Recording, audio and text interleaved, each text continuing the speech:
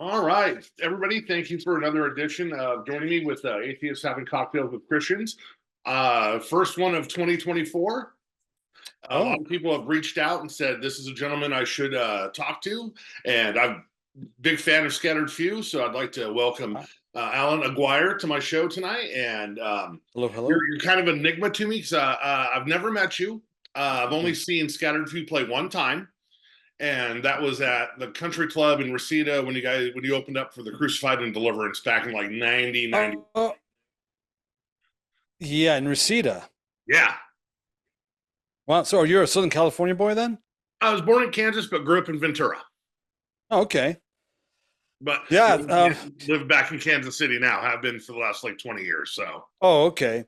Yeah, we used to do a lot of shows with the Crucified, and we would rotate on who would headline or who would go first. And it always made sense to me that we would go first when it came to playing with them. And yeah, that was if I remember correctly, that was a last minute show for us, but it was a good one.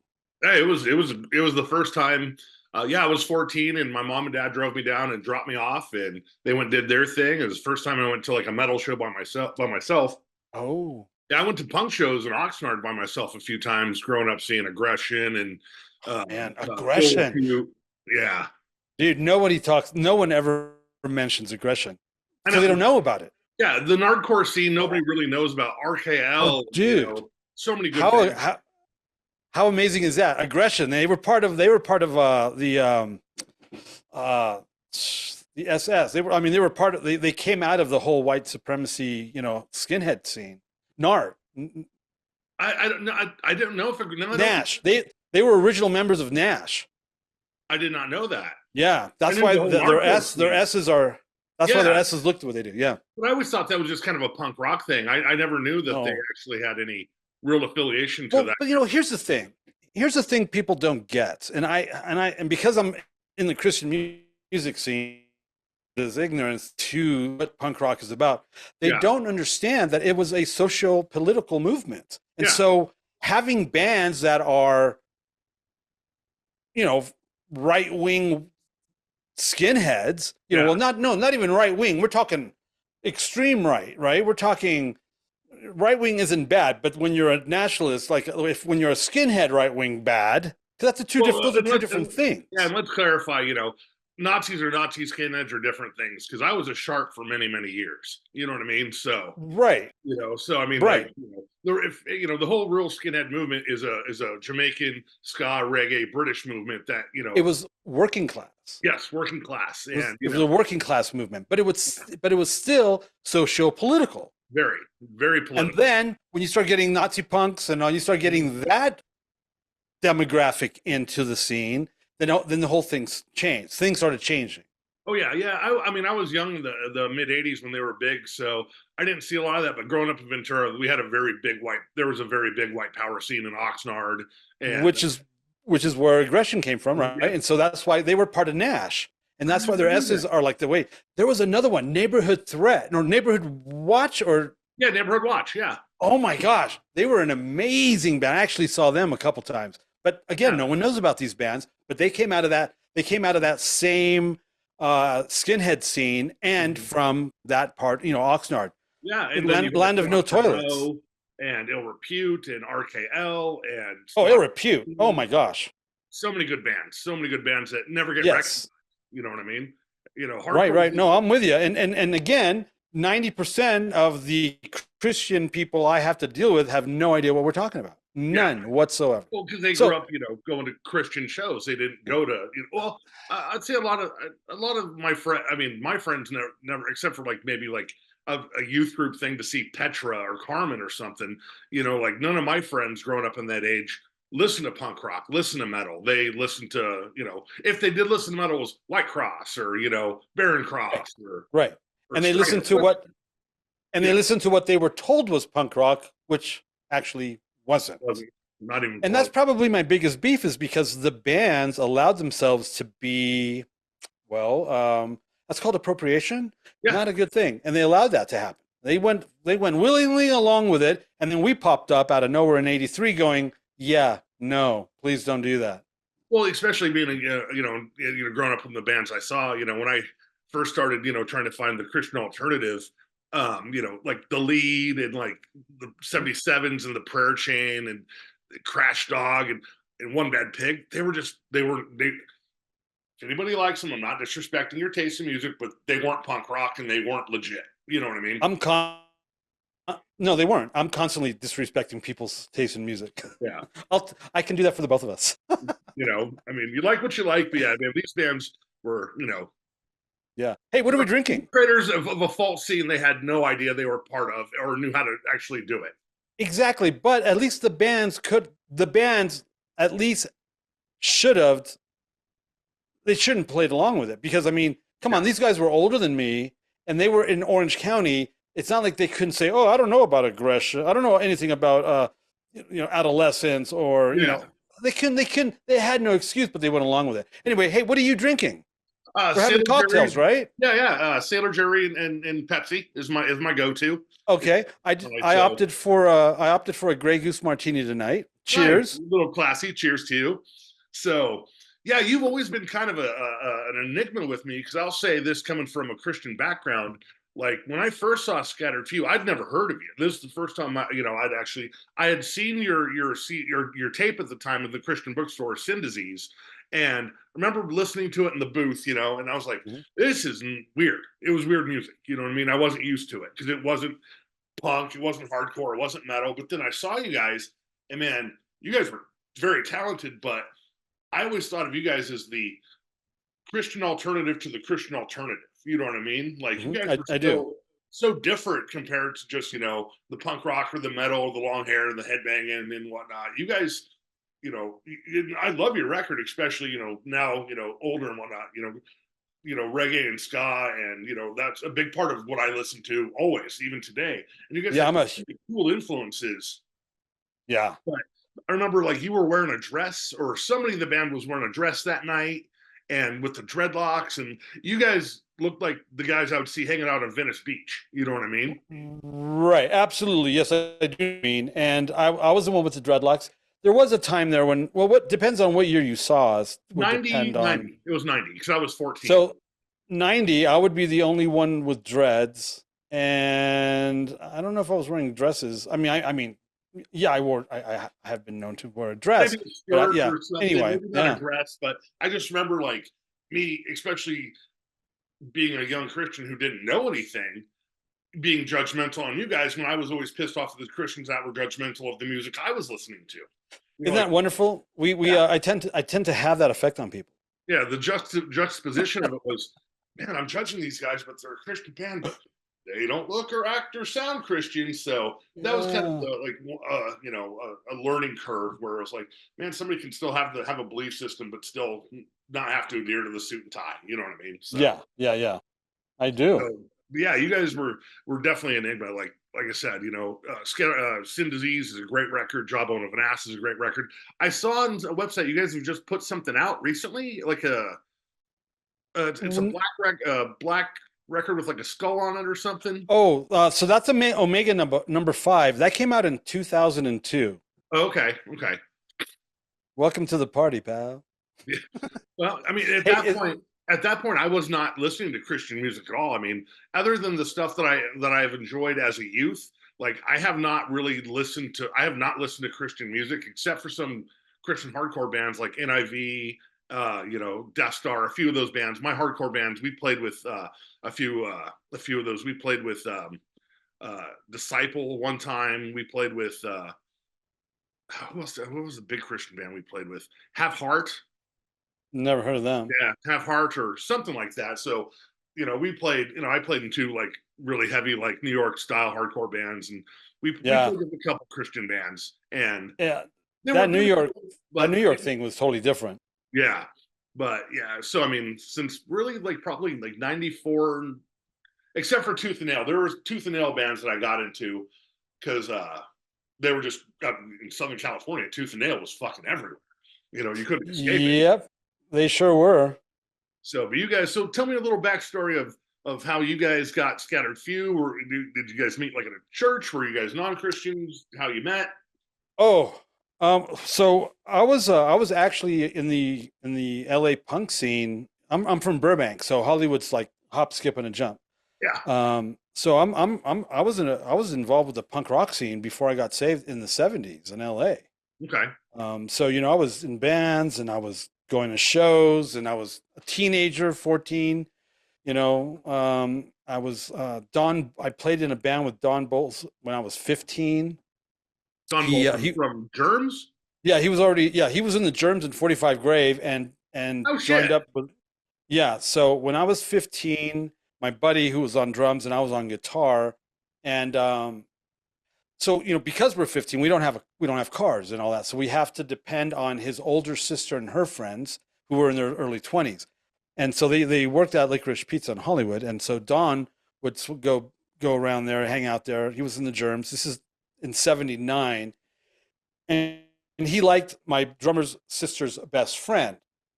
So he came over to the apartment one night, hanging out with the girls while my drummer and I were out there hammering out a couple of new tunes I had written. And Don heard us, so he came out, opened up the garage door, and we both went. We both just looked at him because we obviously he's in the Germs, we know who he is, and we're like, "What's up?" And he looks around, and he goes, "You don't have a bass player?" I go, "No," and he goes, "Can I come over tomorrow with a bass guitar?" And I go, "Yeah." He goes, "I'll bring a case of beer," and he shut the door, and we're like, he ain't coming back.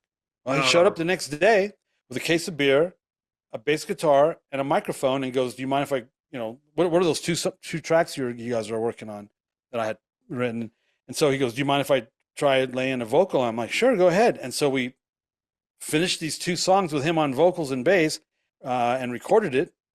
And he was going to walk it into, back then in those days, all you had to do was have Rodney play it, and because he was Rodney already on the radio, right, and since he was already in 45 Grave and the Germs, so within 4 or 5 weeks, I was on a one-way ticket to Guatemala City, Guatemala, Central America. My parents put me on a plane to go live with my missionary uncle who was a Christian because they didn't know how to manage me. Yeah. I mean, you got to remember, my life is sex, drugs, and rock and roll from the age of 12. Yeah. And I've been working at this thing, and I've been going at this thing, and and I sneak out of the house and I go to clubs in Hollywood, blah blah blah blah blah. And now this, I'm about to make, I'm reaching my goals. I have goals. Yeah. And I'm accomplishing them, and they're like, "What are we going to do? This is bad. This is just going to throw them over the top." Mm-hmm. And so they convinced me to go do television for 4 months. I knew I was being conned, mm-hmm. but I had to get on that plane. It was one of those, I had to get on that plane. I got on that plane, and I got saved down there, and I was gone like 3+ years. Wow. And I got saved, and I had like this crazy, I'm talking from zero.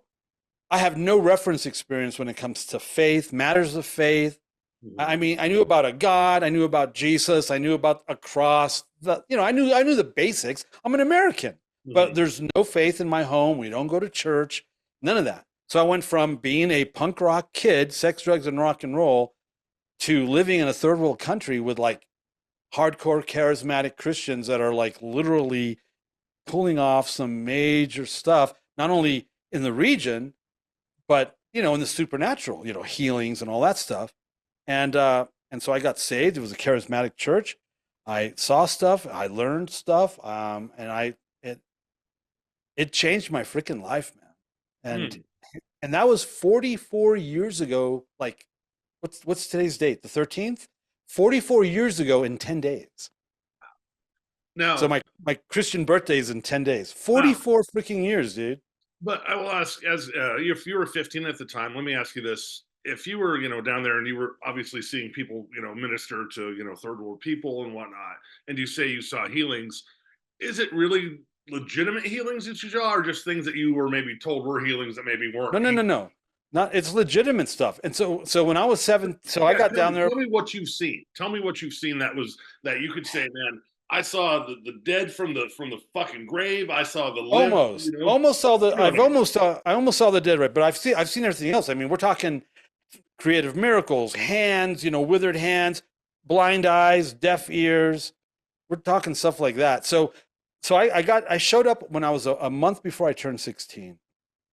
And so within a year, I knew I wanted to heal people. I wanted the gift of healing. And so they hooked me up with one of the guys at the church who was the main, their main guy that did that stuff. His name, so he went by the name, this guy, his nickname was Tarzan, and he ran, before he got saved, he ran a circus. He had an actual circus. He still ran it, but he was famous for being like this circus guy, and he fought with lions. He had a lion, he fought with lions, and he had a bear, and he fought with bears and stuff. So he was like this little celebrity kind of guy. And he contracted skin cancer, head to toe, and the Lord healed him except for like two little patches on his elbows. And so he would go out and healing and stuff, So I wanted to learn how to heal. So I hung out with this guy, and so you gotta remember, this is the third world. Yeah. And the hospitals down there, we're talking, there's like gurneys in the hallway, bloods on the wall. It's like, it's rough. And so I started tagging along with him, and we'd go into these hospitals, and we'd go into these certain rooms, and I just watched, because that's called discipleship, mentoring. You want to be a good guitarist, you hang out with really good guitarists. You want to be a primo band, you hang out with rock stars, right? Just like, it's just normal stuff. So this guy was mentoring me, and I watched, and he taught me how to do it, and we would clear out these rooms. And so I learned how to effectively lay hands on people and heal the sick. And so we did that. Okay, so you still do that? Absolutely. So instead of talking about, instead of saying, oh yeah, this is what I saw in 1981. So we do a conference here in Utah. We do a conference. We run it. It's our conference, and it's on Pentecost. So Pentecost is all about the Holy Spirit, and the Holy Spirit coming down, and the Holy Spirit is the acting agent for speaking in tongues, healing the sick, casting out demons, raising the dead, prophesying, all that, right? So Pentecost. So we have a Pentecost conference here, and we've done it for 2 years now, and so this will be our third year. So our first year, which was just in 22 was our first year. Okay. So that's pretty recent, right? Yeah. Okay. So we're having our conference. So it's people are showing up Thursday afternoon. They're showing up, registration table. I'm sitting there, finishing up, putting together stuff. It's my conference. It's our conference. Okay. I'm the main guy. And we push, I'm going to use the word push. We talk a lot about healing and casting out, all that stuff, speaking in tongues, the supernatural. We're charismatic. This is one of our things, right? Yeah. I grew up in an evangelical, church, like that. Right. Yeah. So healing the sick, that kind of stuff. Right. So that, I'm that guy. So I'm in line. I'm finishing up some stuff in the registration table, and there's people lining up. I don't know these people. They've seen me either on Christian television, or they've heard about the book, and they've bought the book, and they're watching my live streams, right? So I don't really know the majority of these people. And there's a couple, they look like very, very professional, Hello.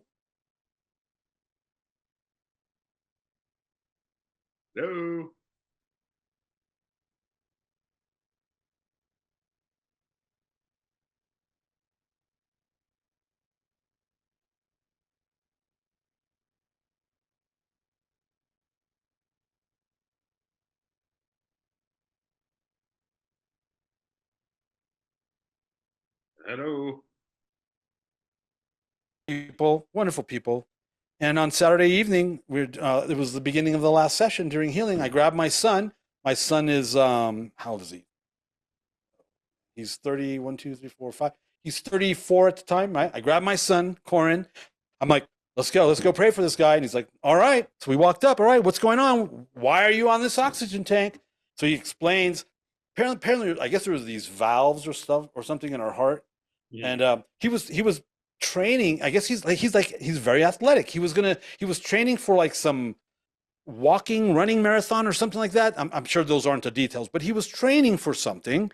And so he was well fit, exercise and all this and all that. And then he just almost died because I guess these valves weren't working, or one was left open or closed. I don't know, something like that. So this is, he almost dies. He has to go to the hospital. And they basically told him that if he hadn't been so fit from that training, he'd be dead.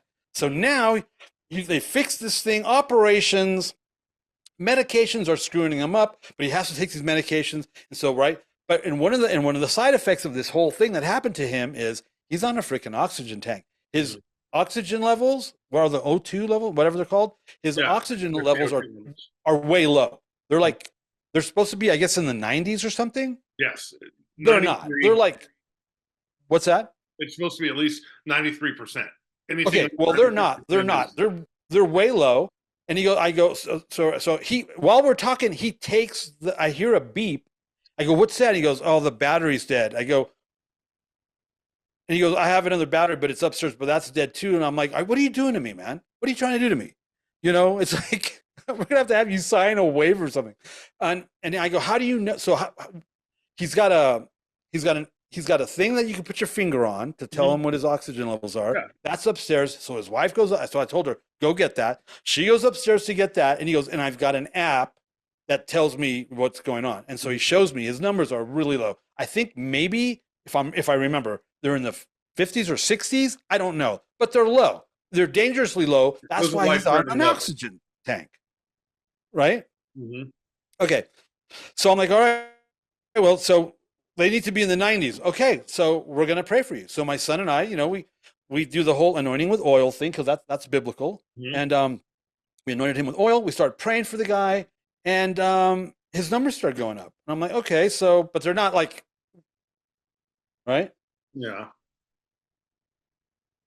So, and we're not the kind of people, we're not going to sit there and pray for the guy, beat him over the head for 3 or 4 hours and get a miracle. No, that's not how it's done. It's like, we're going to pray, we're going to do our thing. And, he says he felt better. His numbers were climbing. I go, okay, well, during the session, watch your numbers and let me know. So we went, I sat down, my son went to wherever he was sitting, and him and his wife sat down, and, we're having our session. And then he's like, periodically, like maybe twice, send me screenshots of his numbers. They're climbing. Okay. He's not on the oxygen tank. The backup battery's dead. He's not on the tank. The tank's off. His numbers are climbing. Okay, cool. Session's over. He goes to bed. They go up to their room to go to sleep, right? I come down for breakfast at the hotel the next morning. He's already there. No tank. I go, how are you doing? He goes, and he showed me his thing. They were in the 90s, man. He goes, I'm healed. I haven't felt this good in about 2 years. And I just saw him. So I was in LA recently for 2 reasons. Shared the stage with Morzan, Mortals, Full Zandura. Mm-hmm. I did that thing. I saw them. The guys, the big test was, we're going to fly back to LA after this conference. That'll be a big test. Dude, it's been 2.5 years. He hasn't been on that tank. That's pretty cool. That is cool. But I mean, the skeptic in me says, are you familiar with the Dr. Buchanan Institute? No. He was the guy in the 70s who would go on all the talk shows and debunk spiritualists and magicians and whatnot.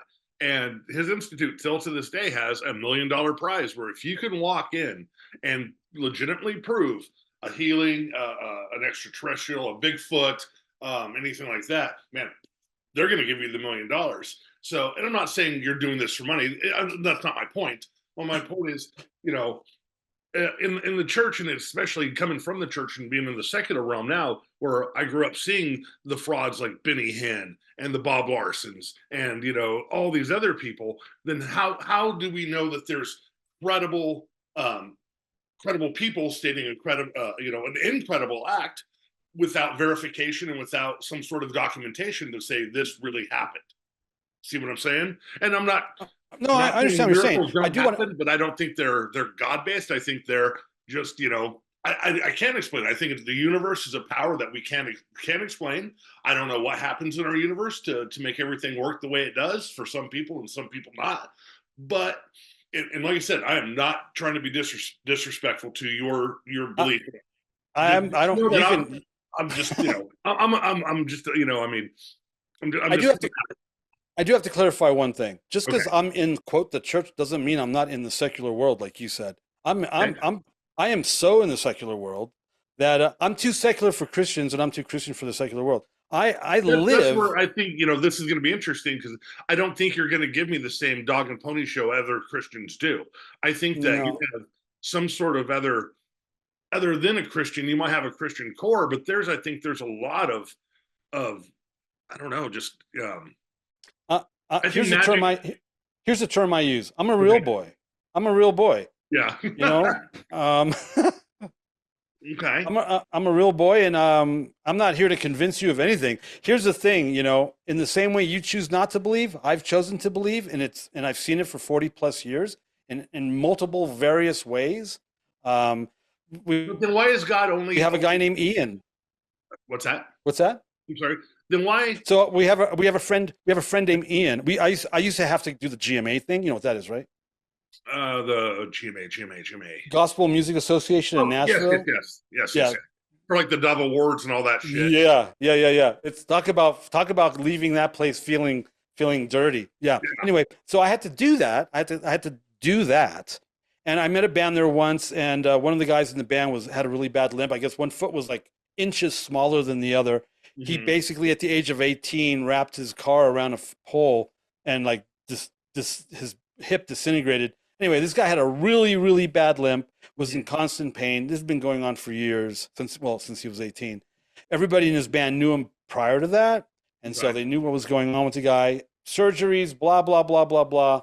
The only thing that was going to help him was a new hip. That was going to cost money. He wasn't able to do that. Anyway, the guy he was a gimp. And one night, while they're, they were talking to me, we were talking, and I was talking to their keyboardist, and he went to sit down, and his leg hurt, and I go, God would love to heal you from that, and he goes, yeah, I know, but that doesn't happen in this country. That only happens in the third world, which is partly true. And I go, oh, okay, well, he still wants to heal you from that, and I continued my conversation with this guy, and within 2 minutes, he started freaking out, man. He started manifesting. He started freaking out because his hip he was healed, and and I'm like, well, what can you do something that you can't do that you were not able to do? Can you do it now? And he goes, yeah. So he starts doing all this stuff with his leg as well as walking normally that he wasn't able to do before. His band freaked out, dude. They were absolutely completely terrified. They were so scared, dude. And they looked at me, and they concluded that I was a warlock. And I'm like, okay, that's see, because Maybe Jesus when is you a don't warlock. have a And people don't reference know for the it. supernatural, when you don't Yeah. have a reference for the living God, King of the universe, you're immediately going to default to it's demonic. That's what they did with Jesus. They Well, did that totally. with Jesus all day long. This guy's absolutely, completely, entirely healed, and his bandmates. We have a legitimate miracle here going on here. His band was so terrified; they literally were terrified. They took him away, and the guy didn't want to leave. He wanted to stay here. It's like, well, this is amazing. They took him away. The singer shows up. He wants to kick my ass. I'm like, whatever, dude. And he came back half an hour later. His healing had left. He was limping again. It was gone.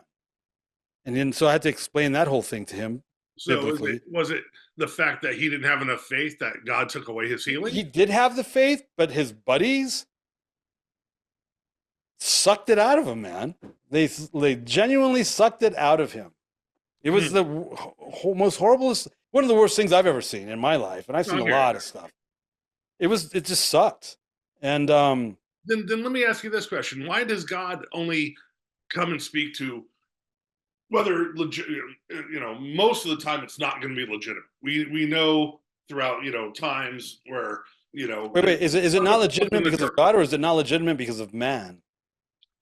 well, that's an easy question, or actually an easy I think it's an an easy, I think easy. it's an easy question. I think it's because of man. I Jesus don't think was not. So when Jesus declared himself Messiah by reading Isaiah in the Mhm, synagogue, right in Nazareth, mhm. it says that he was unable to do any miracles there because of the people's unbelief. They go, "We know you. You're But then Mary he's and not. Joseph's son." But then he can't be that all powerful of a God if he's limited. If he's It has no, no, limited, no, no. It has nothing to do with God. It has to do with rules of engagement.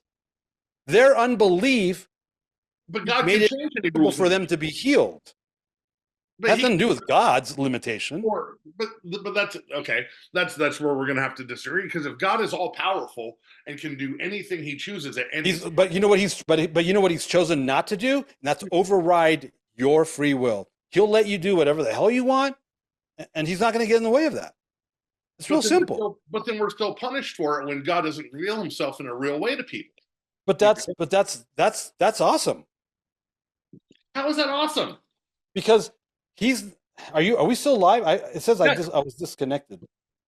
Am I not? Yeah, no, we're still recording. Yeah. Hold on. I can't see anything. My whole Zoom thing disappeared. No, yeah, no, I'm here. We're Right, let me see still what I can do going. here. How do I get the Zoom then? The Zoom button. Let's see Hold on. here. I don't have anything here. Let me see if I can find it. Sorry.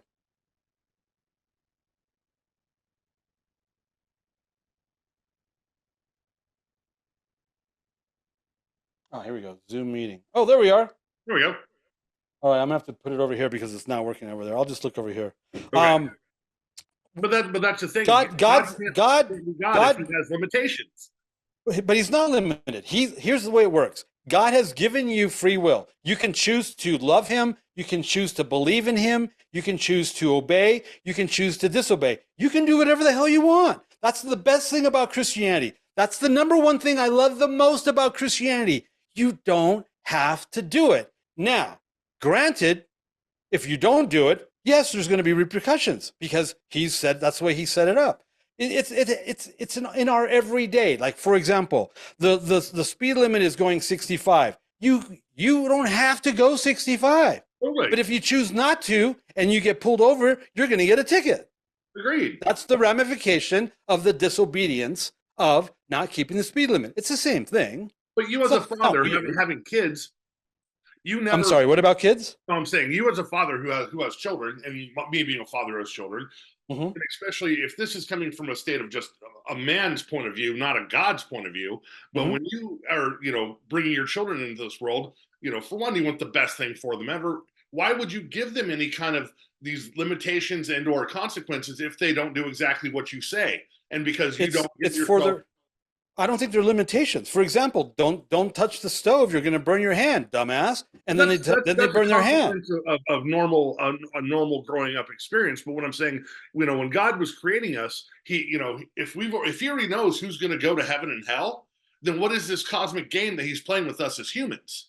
You know what I mean? What is the point of him even having? I do know what you mean. Yeah, I do know what you mean, but I don't see it like that. Here's how I see it. God creates a race of species he creates man. Let's keep it simple. He creates man. There's just like anything else, there's rules of engagement, there's parameters. All this is yours. Knock yourself out. Just don't eat from that tree. And then they do. Well, now you're going to be punished for that. And so everything that's happened since then is based on that act of disobedience on our behalf, not because of God. God didn't do it. He goes, I told you not to do that.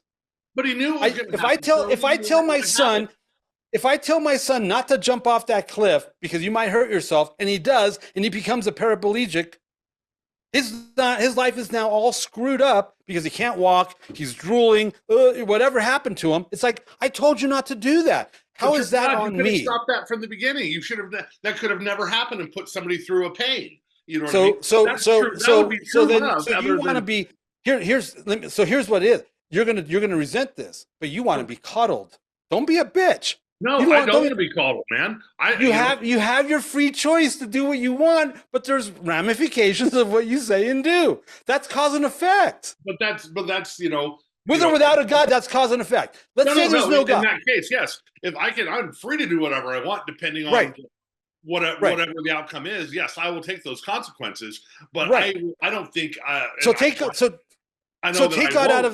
won't bow to something that I don't think is just. That I don't believe that's real, but also if it is real, he doesn't deserve my praise because he's not a just, loving God. It's kid with an anthill, that is burning what he wants.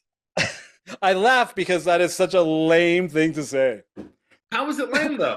Because it's. I think it's here's why I think it's lame. I think it's lame. Okay. One. I think it's lame. For example, let's take God out of the equation. The first part of our conversation. Let's take God completely out of the conversation.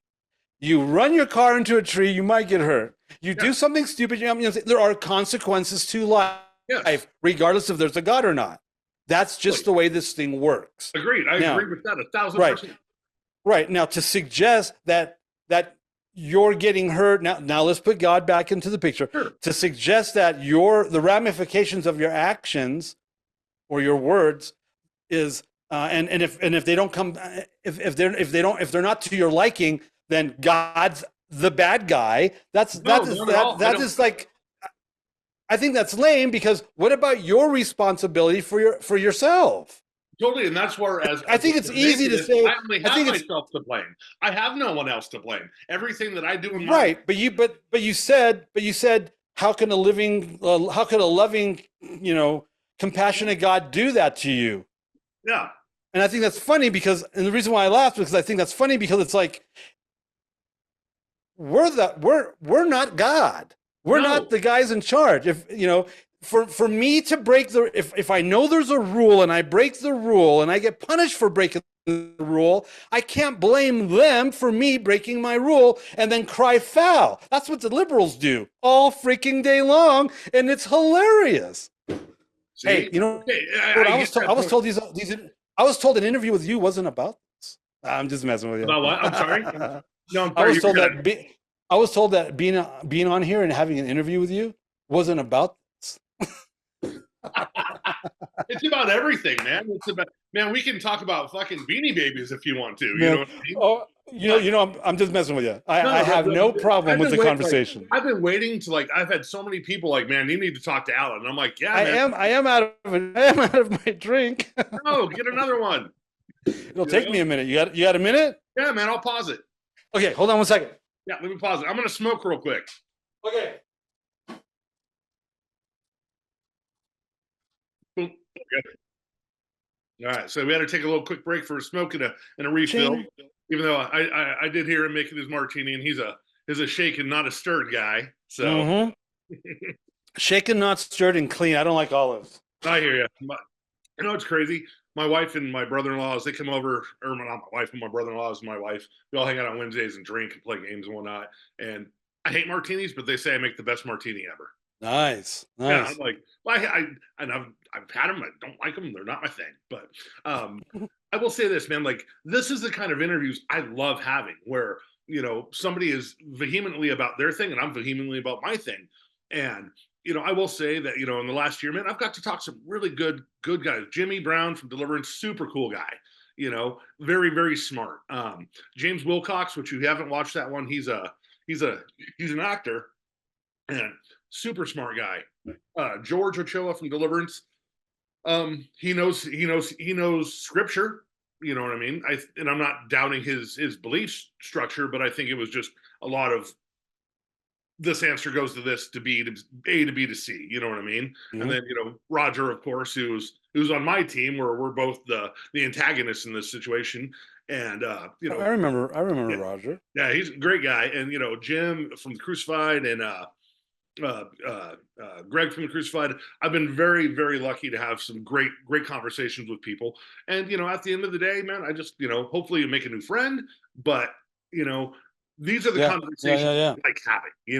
I want nitty. And you were told, let's do this shit. Let's get in the ring. You know what I mean?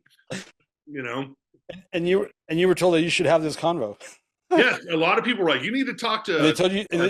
But also, I've always wanted to talk to you because, like I said, you were such and especially for a metalhead at 14 who was trying to be the best Christian he could with the information he had, as only a 14-year-old could understand. And still trying to, represent holiness and godliness through metal and punk rock and whatnot. Seeing you guys was just a shock to the system. Like, there's even weirder stuff than me. You know what I mean? Yeah. But now hearing your story, I totally understand it, because you came from you weren't a Christian kid who made a subgenre. You were part of a subgenre that happened to later on become a Christian and just continue with that, which is where I find. I'm just going to go back to the music for a second. I'm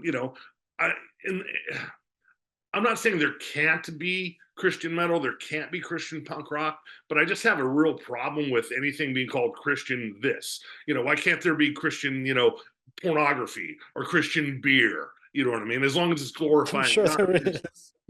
or Yeah. Christian weed, or in the realm of what most Christians think are sins or bad things. Because for me, Right. when I found punk rock, it was about this. It was about I'm not going to live the status quo. I'm going to be different. I'm going to be Yeah. rebellious.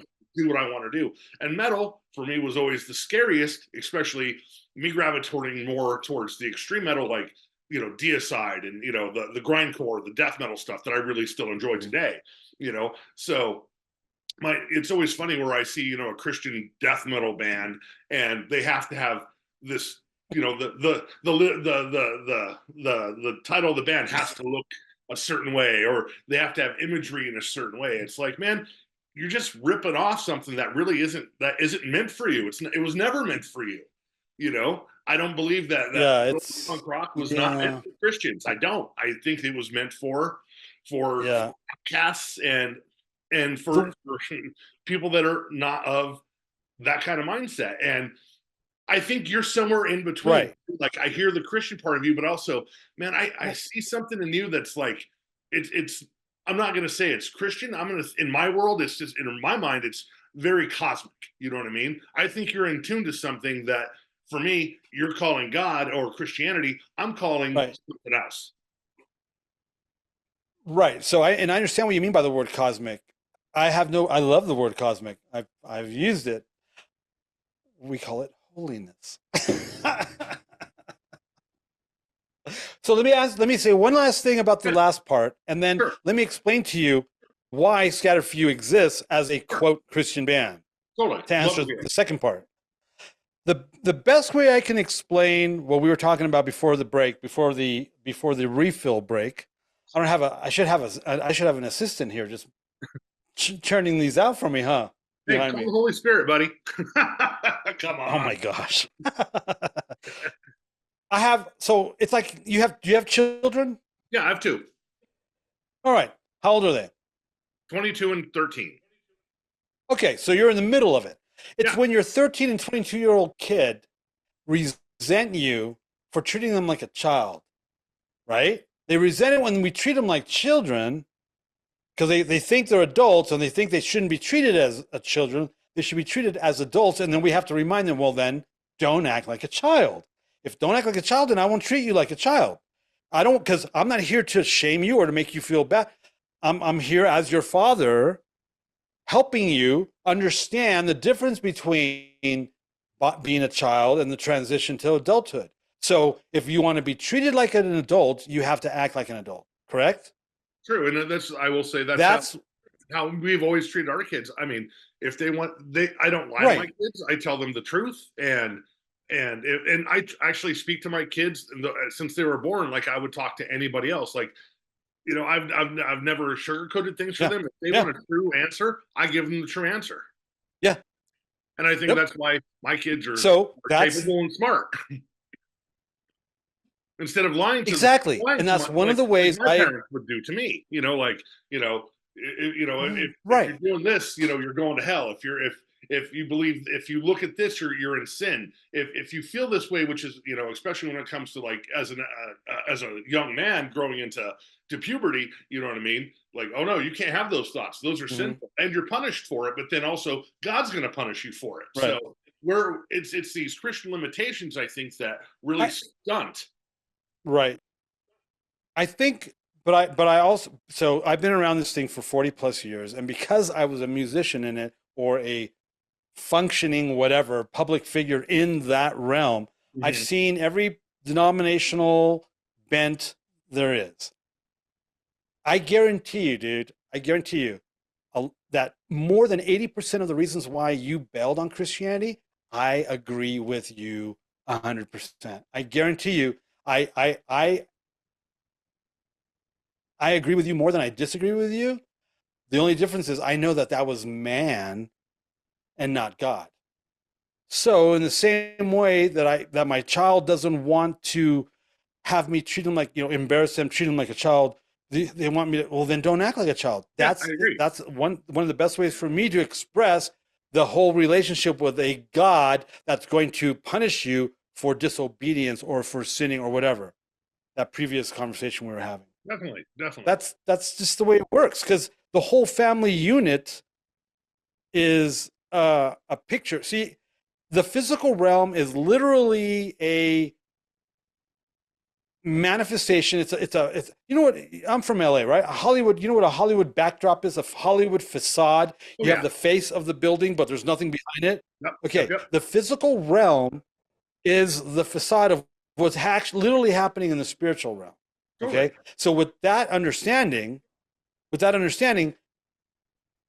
obedience, disobedience, God's judgment, or whatever, how could a loving, caring God punish me for breaking his rules of engagement? Well, it would be anarchy and chaos if there wasn't some sort of structure. Even nature shows that. Definitely. It's not like so far fetched that, oh, so I can't do wrong because there's a cosmic force, whatever you want to call it, might punish me, because it's called cosmic. They have other words for it, karma. You reap what you sow, right? It's not unheard of. We just don't like the idea that there might actually be a father figure that's going, you know what? If you obey, awesome. If you disobey, there are consequences. We don't like being told that, because we're petulant children.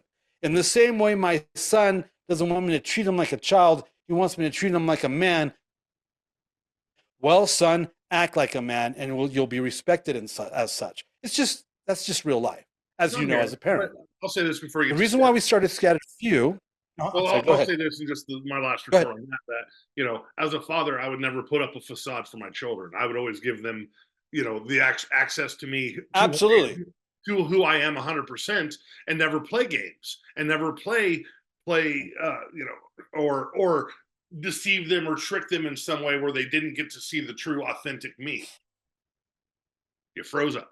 Absolutely. And God has done the exact same. God has done the same. He's a better father than you and I will ever be. Oh, I disagree, sir. I'm a great dad, and I came. Of course you do. Of course you disagree. No, but I'm just gonna say that me if I was okay. So I'm gonna get real here on this, man. You know what? If hold on, you're freezing for a real father, this whole thing would be a farce, and he wouldn't. He says, I don't give you stone when you ask for bread. I don't give you snake when you ask for fish. He's a good father. Okay, and I see the good things that Christ said, and also in the Old Testament, but also I would have never offered up my virgin daughters to a town to be raised so angels wouldn't be harmed. You know what I mean? I would never. Well, you can't go there, because you can't go there. Well, excuse me. I am so versed in the Torah, I will make your head spin. But we can't talk about that. We don't have the time to unpack that. Well, I will say this. Jesus did say, if you've seen, but Jesus did say, you just gave kudos to Jesus. So let me remind you of something Jesus did say. If you've seen me, you've seen the Father. I don't know, man, because I think that if Jesus did exist as a person, I don't. No, he did say that. He did say that. No, I'm not saying the Bible didn't say that, but for me, what I get from what Jesus talks about is more Hinduism than Christianity or Judaism. You know what I mean? With enlightenment through me, you get to the Father. Let me show you how to get to the Father. There's a lot of Eastern European or Middle Eastern philosophy and flow in what he says, because he was a Jew from that region in a time. You know what I mean? And we have to both agree, whether we don't have to, but Hinduism predates Christianity by thousands of years. But this isn't about Christianity. It started off with Israel and Jews and Hebrews. I agree. Which I was okay. Before Scattered Few, we'll do a quick little segment on this. Jesus was not a Christian. No, he was a Jew. Yeah, but let me ask you this real quick, because on your Facebook, you do have the Star of David and the I think it's a menorah and whatnot. I've seen it. Well, that's only because there's a reason for that. I'm doing that in solidarity with Israel, with what's happened in the last 90 plus days. Yeah. Okay. Well, I mean, probably shouldn't go there. No, no, We probably shouldn't go there. that's a conversation, man. That's Yeah, I didn't get into. I don't know enough about it. right. Secondly, I'm a white guy in Kansas. I got no fucking beef in that fight, so I'm staying the fuck out of it. You know what I mean? So all right, let's get back That's to fair. yeah. I do have a dog in that fight. I'm sure you do, and you know, I mean, Yeah. I get it, but I mean, that's just So we're yeah. Well, I'm Sephardic. I'm Sephardic, so you know okay. it touches a little. It's a little close to home. I hear you. I hear Yeah. you. You know. All right, Yeah. Yeah. Yeah. Yeah. so let's go back to the early Scattered Few days. So the reason. You get back. You're a Christian So now, the man. reason You're why like, we started Scattered. So I'm a Christian. I come back to the U.S. and I did not know that American Christianity or Western Christianity was so freaking jacked up. And I've been back to the States for 41 years and it is so jacked. I can't even, oh my God. I don't need your help. I can trigger myself. It is so jacked up. Anyway, I didn't know this. I just spent 3+ years, have never seen, heard, experience. They know nothing about it. Yet they're running around with the keys saying, we've got this. Mhm. We're in charge. You know, we know what we, you know, we're the ones that know. You have no idea what you're talking about. And I'm like, you can't even put your hands on your child and heal them when they have the common cold. You weirdo. You know what I'm saying? It was oh my gosh, it was insane. So I started going to a church that my brother was going to, horrible church. And one of the elders said, we want to start a youth ministry. We want to start an outreach to the youth. What would you do? And I'm like, well, I would do it through music.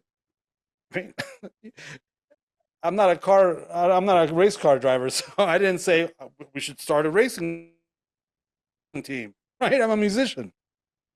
You should Hold on, I'm gonna hit pause for a minute because you're cutting in and out real use quick. music. Hold on 1 second. I'm Well, gonna hit pause for a second and kind of let it. All right, there we go. You're back. I would rather have an umbrella drink on the beach. That's what I'm talking about, my friend. Yeah, I mean, we have Yeah. right now. I think it's So I was asked. So they said, "Hey, we want to do an outreach to we want to do a youth ministry outreach type of thing. What would you do?" I said, "I would do it to music. I would use music as the vehicle, and I would go back to my own. I'd go back to the punks." yeah. And so we started. So I mean, dude, I was back maybe 3 weeks, and then I was in the studio on this guy's dime, and we did the Scatter Few demo, the 2-song demo that we used to get Terry Taylor involved. Nice. That started this whole thing. Yeah. Like, literally within 3 weeks. Anyway, so we started Scattered Few was birthed out of a homeless ministry to the homeless street punk on Hollywood Boulevard. Mm-hmm. Oh yeah, I used to. So what we were talking about earlier. Well, go ahead. Sorry. Well, no. What did you say? Oh no, I get it. I mean, people think of Hollywood as a certain way through like this the decline of Western civilization and whatnot. And Hollywood used to be crazy, man. I used to work in the mid '90s at the Whiskey every now and then, and the Troubadour and the Roxy, and it was funny. I took my daughter out there a couple years ago for her birthday, and she's like, "Man, Hollywood's a shithole." I'm like, "This place is cleaned up compared to 20 years when I used to live here, man. Hookers and junkies and homeless." So imagine it. Yeah. I would have loved it. So imagine what I was doing. So imagine what I was doing in Hollywood when I was 14 or 15 in the 70s. Exactly. I would have loved it. And so it's 1980. It's right. So it's 1983, and you got to remember, man. Right? There's a massive homeless street punk scene, and they're living in hotels, and they're squatters, and they're squatting, and they're runaways from Middle America. Yeah. So we started. So they wanted to start a youth group ministry. They wanted to start a ministry to the youth. And so I'm like, there's a bunch of kids my age, 17, 18, 19, 20 years old, that are living in the streets of Hollywood, living on the streets of Hollywood Boulevard, Sunset Boulevard in Hollywood, squatting in abandoned hotels that's where I'm going to go. Alcoholics, And they drug were like, that's addicted, not what they were thinking. you know? Oh, Yeah, no, I hear you. that's not what they were thinking. No, and I hear And you, but you know? that's what my Bible says to do. Mhm. And so we started a homeless ministry to the youth, punk rock youth of Hollywood. And they were my peer group. And Yeah. they were the same age as me. And we started doing that. So we started showing, and they all hung out at Crocker Bank on Hollywood Boulevard Friday nights and Saturday nights. So we started taking a group down there every Friday and Saturday night to just you got to make friends with these people. You can't just show up and hit them over the head with Jesus and how you're gonna die and go to hell because you do drugs and you're shooting up in the hotel or whatever, and you're no, man. I have to earn that place in their life to be able to speak into their lives. And how do you do that? You got to build relationship. So we started showing up on Hollywood Boulevard around April of 1983 and hanging out with these freaking kids, man, that were on the street.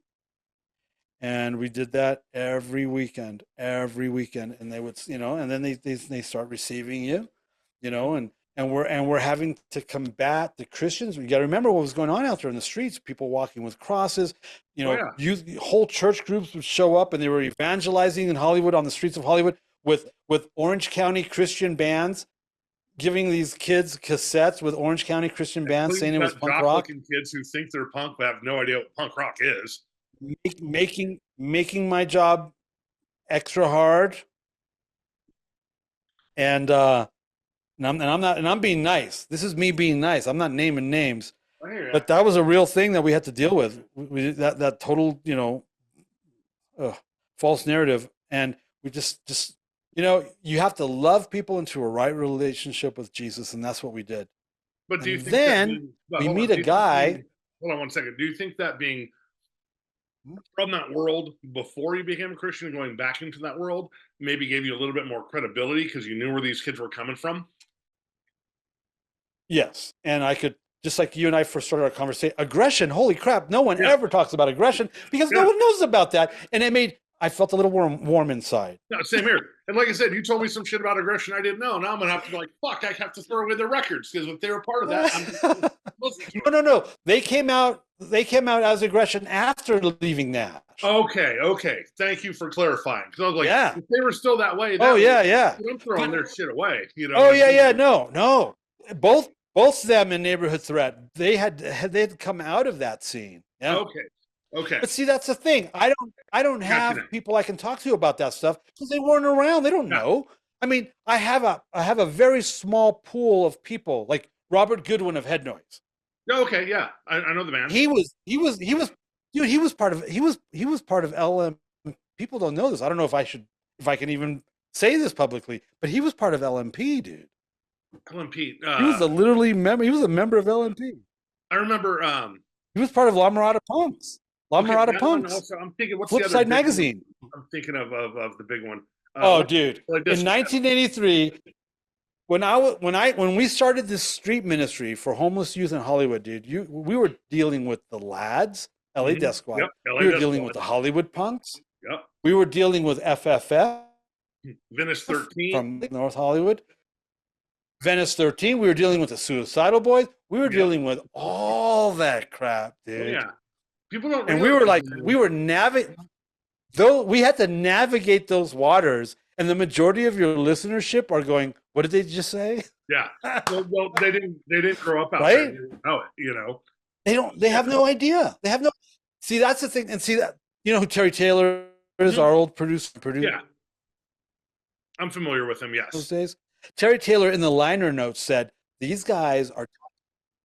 In the liner notes of Sin Disease, he says, These guys know. They're from the streets. They know what they're talking about because he saw that we were literally from there and we weren't, anyway. No, so we started this, and then so we met a guy named I'm sorry? No, I said that's a nice What? little, you and me hug over the internet moment where we both come from the same place and Yeah, yeah, yeah, yeah, yeah. you know what I mean? Yeah, absolutely. Anyway, so we met this guy. Oh man, what was his name? I've mentioned it before, but his dad or his family owned an old wig factory in Hollywood. Okay. What was his name? Anyway, so his family owned an old wig factory in Hollywood, and he had access to the building. It was now his for him to do what he wanted to do with this building, this wig factory. Mm-hmm. And he had a conversion moment, right, into Christendom, into faith. Mm-hmm. I can't remember his name. And in the process of this thing, had become friends with John Macias, Circle One. Yes. And so now, The John guy that he got killed by the cops down here. Yeah. Right. Yeah. Right. And so John had Richard from the wig factory. And so then John now had a conversion thing, and we met on Hollywood Boulevard and we became fast friends. And so now at the wig factory, we had a place where we could bring blankets, socks, toiletries, canned goods, right? We now had a place that we could bring stuff from Burbank to Hollywood for these kids. I call them kids, but they were my age, obviously. 17, 18, 19, 20, 21. Yeah. That were living in, Hotel Hell was the primary place they all lived in. And it was an abandoned hotel, right? So now we had a place where we could bring practical life need stuff, goods for them that could be now we had a place where we could distribute stuff for these people. Yeah. And we're like, and so I thought, this ministry was taking off. We're reaching out to the poor, the homeless, needy, and we could use this. Could really probably be propelled with a band, and the only band that existed in 1983. This is like the spring of 83. The only band that existed with any sort of positive lyrical content that had any sort of connection to the scriptures was who? Probably Bad Brains. You know the answer. Bad Brains, HR. Exactly. Yeah. You know how many times I knew you would know the answer, but I can't say that to 99% of the people out there because they'll go, huh? Right? Because they don't know. HR is a fucking nut bar. Don't get me wrong. I've met him a bunch of times and seen him, but you know what? He's got that, and I'm not comparing you to HR and the weirdness, but he's got that something where he's connected to a different level. Do you not know about my relationship with HR? I know I've heard a little bit about it, but I don't know much about it. All I know is that the infamous show where he broke that kid's head with a mic stand and almost got sent to jail for it was here in Kansas City. Now, that was back in the 80s. I wasn't around for that. But No. That was in the early 90s. Or early 90s, yes. It was at the Outhouse. It's in Lawrence, Kansas, that was the Madonna-backed Maverick Records God of Love album tour. Yeah, I saw HR last time I saw him. It's been like 15 years ago, but we went to watch him do his reggae set. That dude was so fucking high. He made no sense. It was great to talk to him, but he's an odd cat. I'm in the HR documentary, right? No. Where can I see this? Where can I watch this? HR and I go way. HR and I, the Finding Joseph, the HR documentary. I'm in it. No shit. HR and I go way. No, HR and I go way back. I mean, way back. Cool. Yeah. Yeah, Bad Brains so the only band in 1980 was one of my favorite bands, So yeah. We're not worthy. Worthy. Without the Bad Brains, we would not have the punk rock we had today. Oh my gosh. They influenced everybody. Yep. Everybody. 311, Jane's Addiction. I mean, the list goes on. Beastie Boys. On and on and on. I mean, it's the only band in 1983 that had a positive lyrical content that had any sort of scriptural reference was a Rasta reggae band from DC called Bad Brains. Yep. So we should do a band that has a positive scriptural message that's Christian, and we're going to call it Scatter Few, and that'll be our vehicle to help these youth in Hollywood. That's how that started. Wow. So it had nothing to do with whatever you, right? Because we were talking about, Yeah. It doesn't make any sense to have Christian punk rock because that's an oxymoron. Absolutely, 100%. I agree with you. That's not what we were doing. See? No, yeah. We were on the inside coming out. Yeah. Well, let me ask you this, and especially like by the time I saw you, because Sin Disease came out, what, 89, 90? So, yeah, so that was in 83. And then all that whole, 88, 9, 90. Yeah. So what did you think of the scene, say from like 80, 84 up until, that time of 90, 92, you know what I mean? Like, because I was young and wasn't, what was the Christian scene like? The only real legit, the only other legit, like, band that I think of when I think of punk rock Christian, which I think is anyway, that an oxymoron is the Crucified. You know what I mean? So your question was, what did I think of the scene between 84 and 89? Yeah, especially when you had a lot of these new like Christian bands coming out, like Vengeance and Tourniquet and Deliverance, and like I don't know. I think the Crucified were. I don't know because Christianity screwed me royally when I was 19 with Scatter Few in 83 and 84. And so I went, oh, okay, screw you guys. And I went and did a dark wave band called Signier that was 100% secular. And I just did the secular scene. Okay. Well, when you came so I didn't know anything about getting and so in 89. Yeah, okay. Right. So in 89, I decided, okay, we're going to do this again. And that's when I found out about all this other stuff that had been going on for the last 3 or 4 years that I had no knowledge of.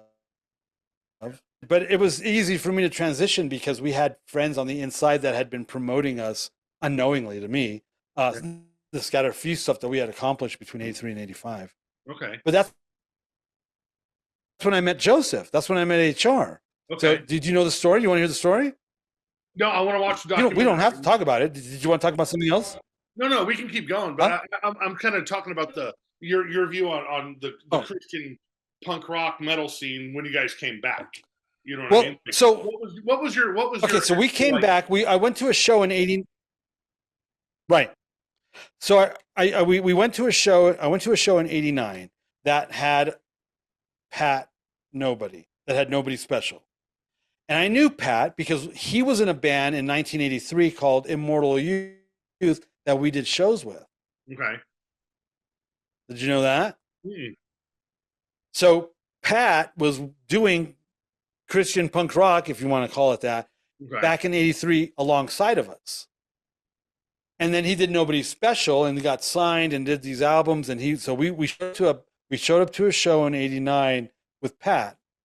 He didn't know. I just walked up. I walked up to him. I go, what the hell is going on here, dude? And he looked up and he saw me. And he's like, oh my God. Cause he hadn't seen me in, 4 years, 6 years.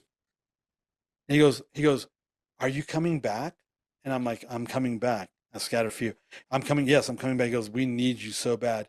And so do you know anything about Pat and his music and all that? I know the band Nobody Special. It was the closest. Not a band I really. It was the closest thing they had. Right, but it was the closest thing. Yeah, maybe at that point, but like when I found that, like the closest thing to punk rock for me was you guys and the Crucified, and that was it. You know what I mean? Like you had Crash Dog, right? And that's how I was introduced. Right. Well, Crash Dog was years later, but yeah. But then, and so on this show, I think the Crucified were involved with this show, and so I was exposed to the Crucified, and I liked them because it was. I always thought it was more kind of like a skate punk band, right? Yeah, the good crossover. Because they were thrash. And in 88, 89, that's what that was. Yeah. No one will understand what we just said, but that's really the truth. Yeah, you had so that's when but like Anthrax and Suicidal, and Wait a second. Which Anthrax? the original New York with Belafonte. Not No, that's not the original. There was 3 Anthrax. That you're talking about Anthrax number 2. Oh no shit. You Okay. don't know who Anthrax? Well, I know that they were hanging out with Peter Steele, who was a carnivore before then. No, Anthrax number 1 was on Crass Records, 1981. Huh. No, I knew them. I've known them. You're talking about Anthrax number 2. Yeah, with Charlie Belafonte and the main singer. Shit. New York Anthrax. New York Anthrax. Yeah. Right, but the New York Anthrax was the second band that was an Anthrax. The first band that came out as Anthrax was a Crass Records band. No, did not know that. I'll have to look that up. Oh, hell yeah. Dude, I am all about that anarchy. Oh, yeah. Nausea, fucking, phobia, all that stuff. All that stuff. Yeah. Hey, let me pause of Pink Indians. Let me use the bathroom real quick, bud. Still there?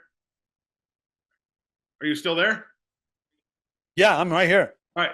Give me 3 minutes to use the restroom.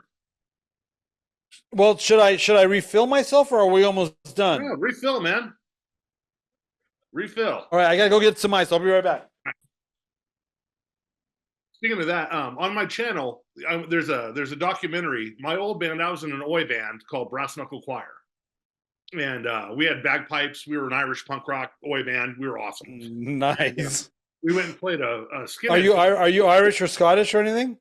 For years my family told me we were, and then we did the DNA, ancestry shit. I'm Nordic as fuck. Oh wow!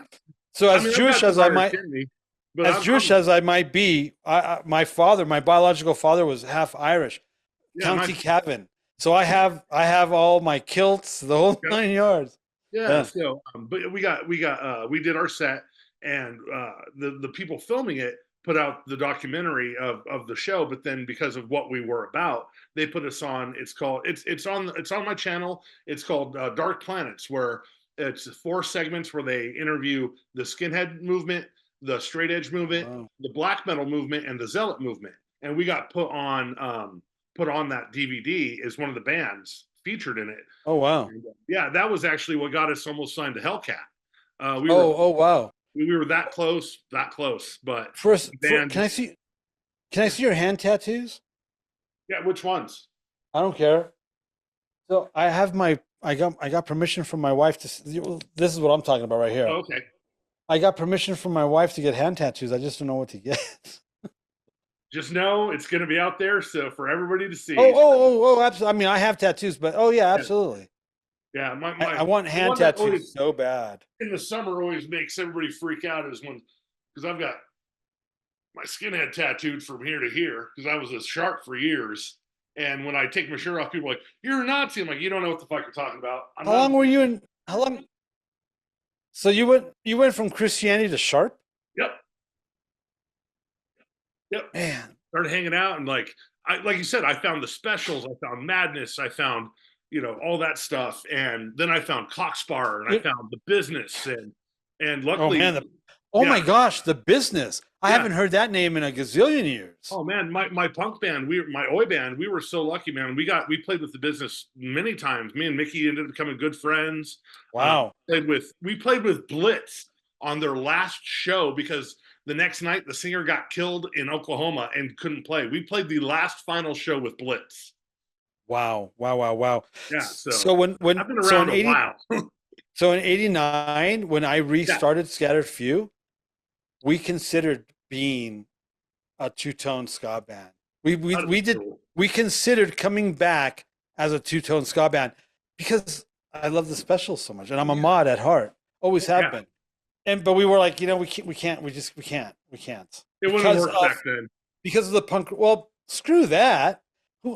That's the last thing I've ever thought about. I hear you, but it's not like the 90s because the Supertones were the. Screw that. Yeah, you know what I mean. Like that shit was a joke. You know what I mean? Yeah. I've never lived my life based on them. Yeah. No, but we said no simply because we were known as a punk band, not a ska band. But dude, we almost went 2-tone, dude. It was because That is. Oh yeah. Oh my gosh, dude! I've been wearing monkey boots since 1983. Well, it's funny. Come on. Me and my wife have been to Jamaica. We just got back a couple months ago for the fourth time, and we're driving down there, and the bus guy's like, "What do you guys want to listen to?" I'm like, "Dude, play some Ken Booth, play some Laurel Aiken, play some Desmond, play some Simmer Up." He's like, "Oh, you like the oldies?" I'm like, "Fuck." I'm like, "Really? This is what you guys to call oldies now? Like, this is your culture." Oh yeah. And people don't realize that Scott is the grandfather of reggae. Reggae was later. Dude, they don't know. Yeah. Dude, I was a dread for more than half my life. Yeah. So yeah. let me ask you this. Cheers. Cheers to you, sir. We both know what we're talking about. Whether your audience does or not. Yeah. And my audience is this show's for me. Yeah. I want my audience to enjoy it, but I do this for me. This is my fun time. But I mean, that's your real quick. Your last question was, what did I think about these bands? So I was introduced to the Crucified, right? I was more tripped out at the fact that there was a freaking audience coming to these shows, because in 1983, there was no audience. Yeah, and in 6 years, there was an audience, and I'm like, well, who the hell are you, and where did you come from? But also, that tripped me out more than the bands did. Yeah, their talent made up for it. Like I said, I've said this on multiple interviews. Like when I used to skate with my homeboys, there was one or two records I could bring with. I could, and slip it in and try and be that cool Christian and be like, hey guys, they're Christian. What do you think about this? Yeah. Both the self-titled and Pillars, which, I know everyone likes the self-titled a lot, but Pillars for me is from start to finish one of the best all around, not even Christian, but just thrash records there has been. I can't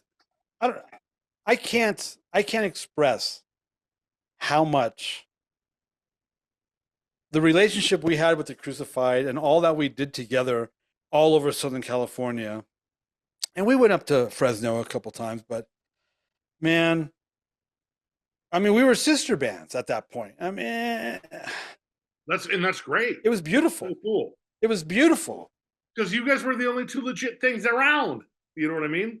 There's perpetrators, man. A punk kid, what did you say? Will always see a fraud when it doesn't matter what you're dressed as, man. Yeah. When you look at it, you're going to see a fucking fraud. And when you're like, fuck this band. This band's bullshit. Yep. Yep.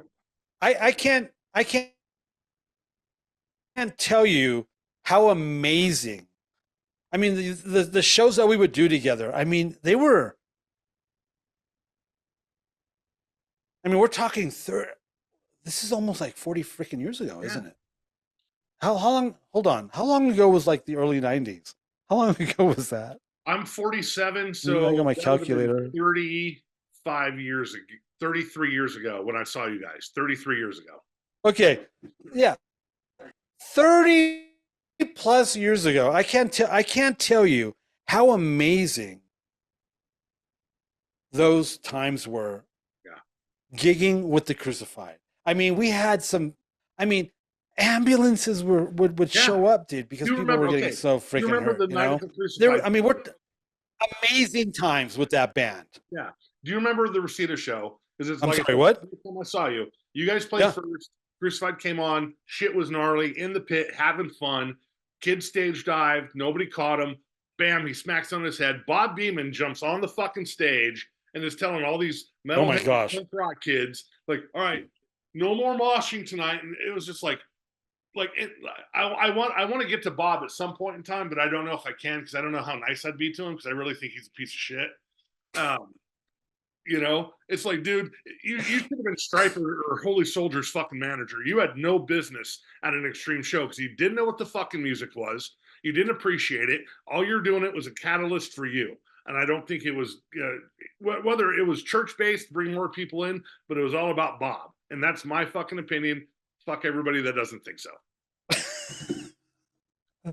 Oh man. Is it okay if I don't say anything? You're fine, man. Sometimes you got to plead the fifth on things, but I have no stake in the game. Why would I lie? Why would I be dishonest about something I feel? And you know what? I mean, I literally have no stake in the game. Yeah. I have shaman them game HR, Yeah. right? Now, if I I was haven't. at a I've been. Sniper show and I saw Bob, I'd be like, that makes total fucking sense. But Yeah. at a Vengeance show, at a Deliverance show, he was just using these bands to make his empire. You know, Yeah. he would put shit on metal tapes that weren't even part of Sanctuary, like Sacred Warrior, that was from fucking wherever the fuck they were from. Believer, that was from like Pennsylvania or Chicago. He wanted it to make like he was the fucking Malcolm McLaurin of fucking punk rock and metal, and he wasn't. You know what I mean? It's like, dude, the bands did this. You didn't fucking do it. Oh my gosh, man. that's so funny. Yeah, he was a Svengali for Christian metal. That's all he was. And not being a metal band. You know, what's that? And not being a metal band. Yeah. And like I said, he might be a good guy, he might be nice, but these are my feelings of this.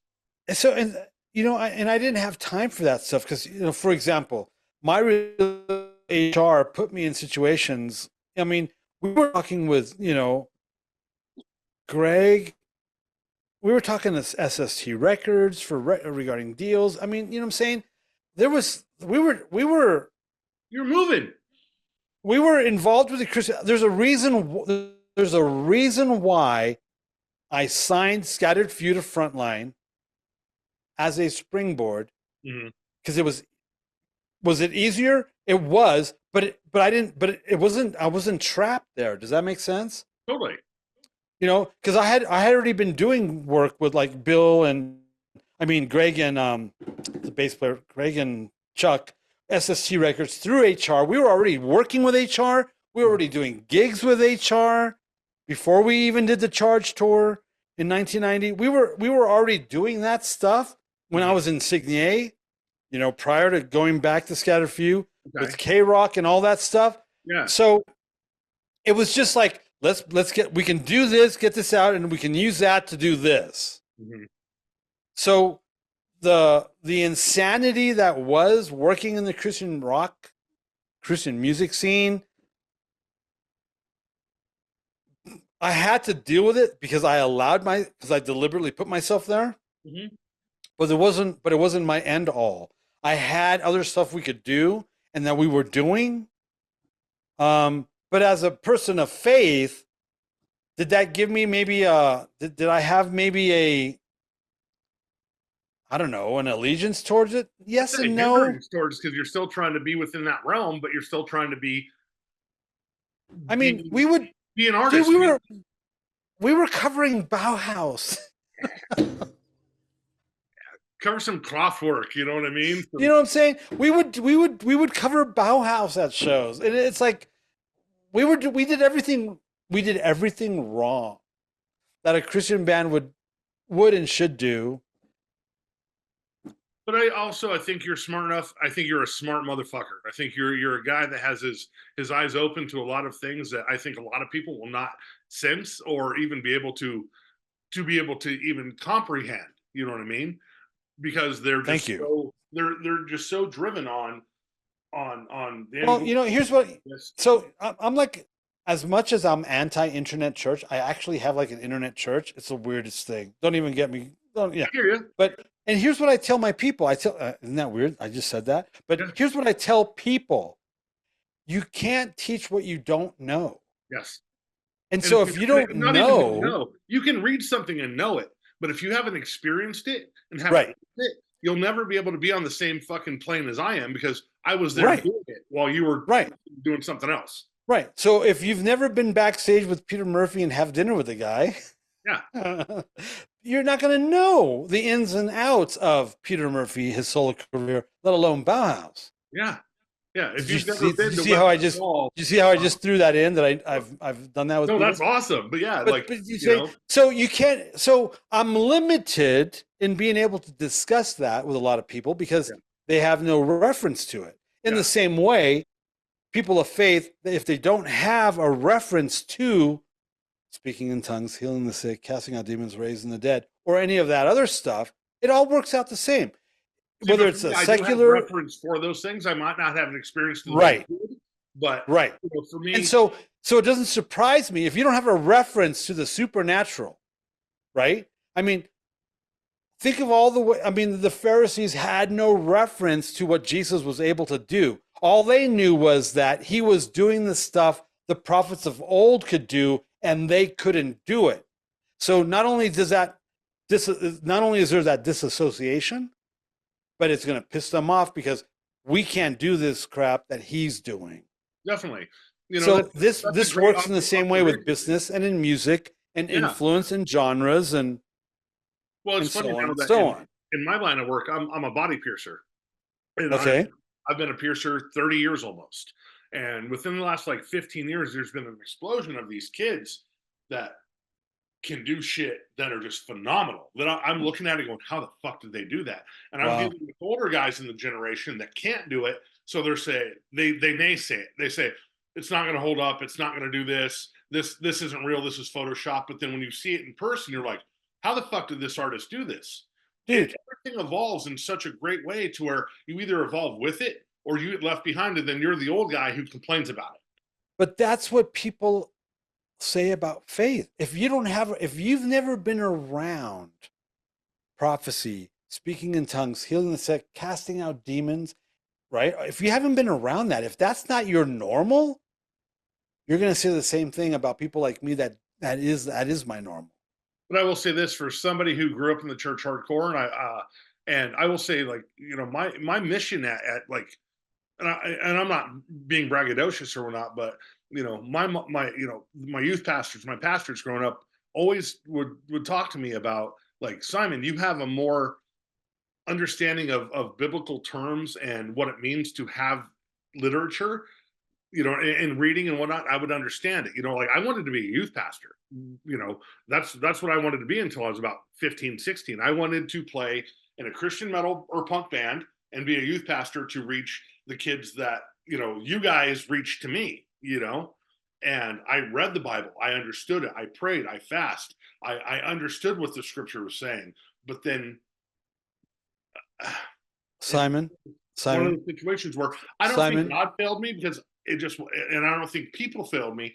I think just the situation of where I woke up one day and said, man, I'm devoting this much to this much without, and my mom would bring me to Benny Hinn, to all these healers, to all these, and not for me to be healed, just to see, but I saw the farceness of it. I saw the hypocrisy and the fakehood of it. And I saw the money of it. And that's what really, a lot of it started getting, are you familiar with the pastor, Ted Haggard? Yeah, I remember Ted Haggard. Yeah. When we lived in Colorado Springs for a couple of years, he was our pastor.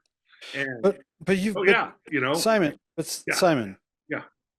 You've made the mistake. When did you, this is going to get awkward here. No, go for it.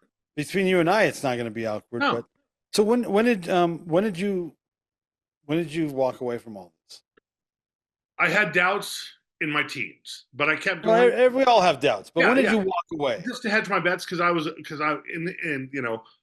was brought up in such a disciplinary way with Christianity, and it was such a part of my life for so long.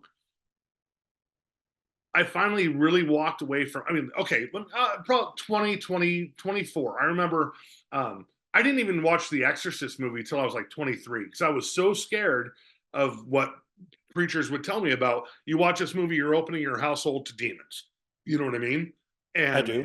I finally watched it and laughed. I also know what they mean. Like, go ahead. Yeah. And I laughed my ass off. I'm like, this is what I was scared of.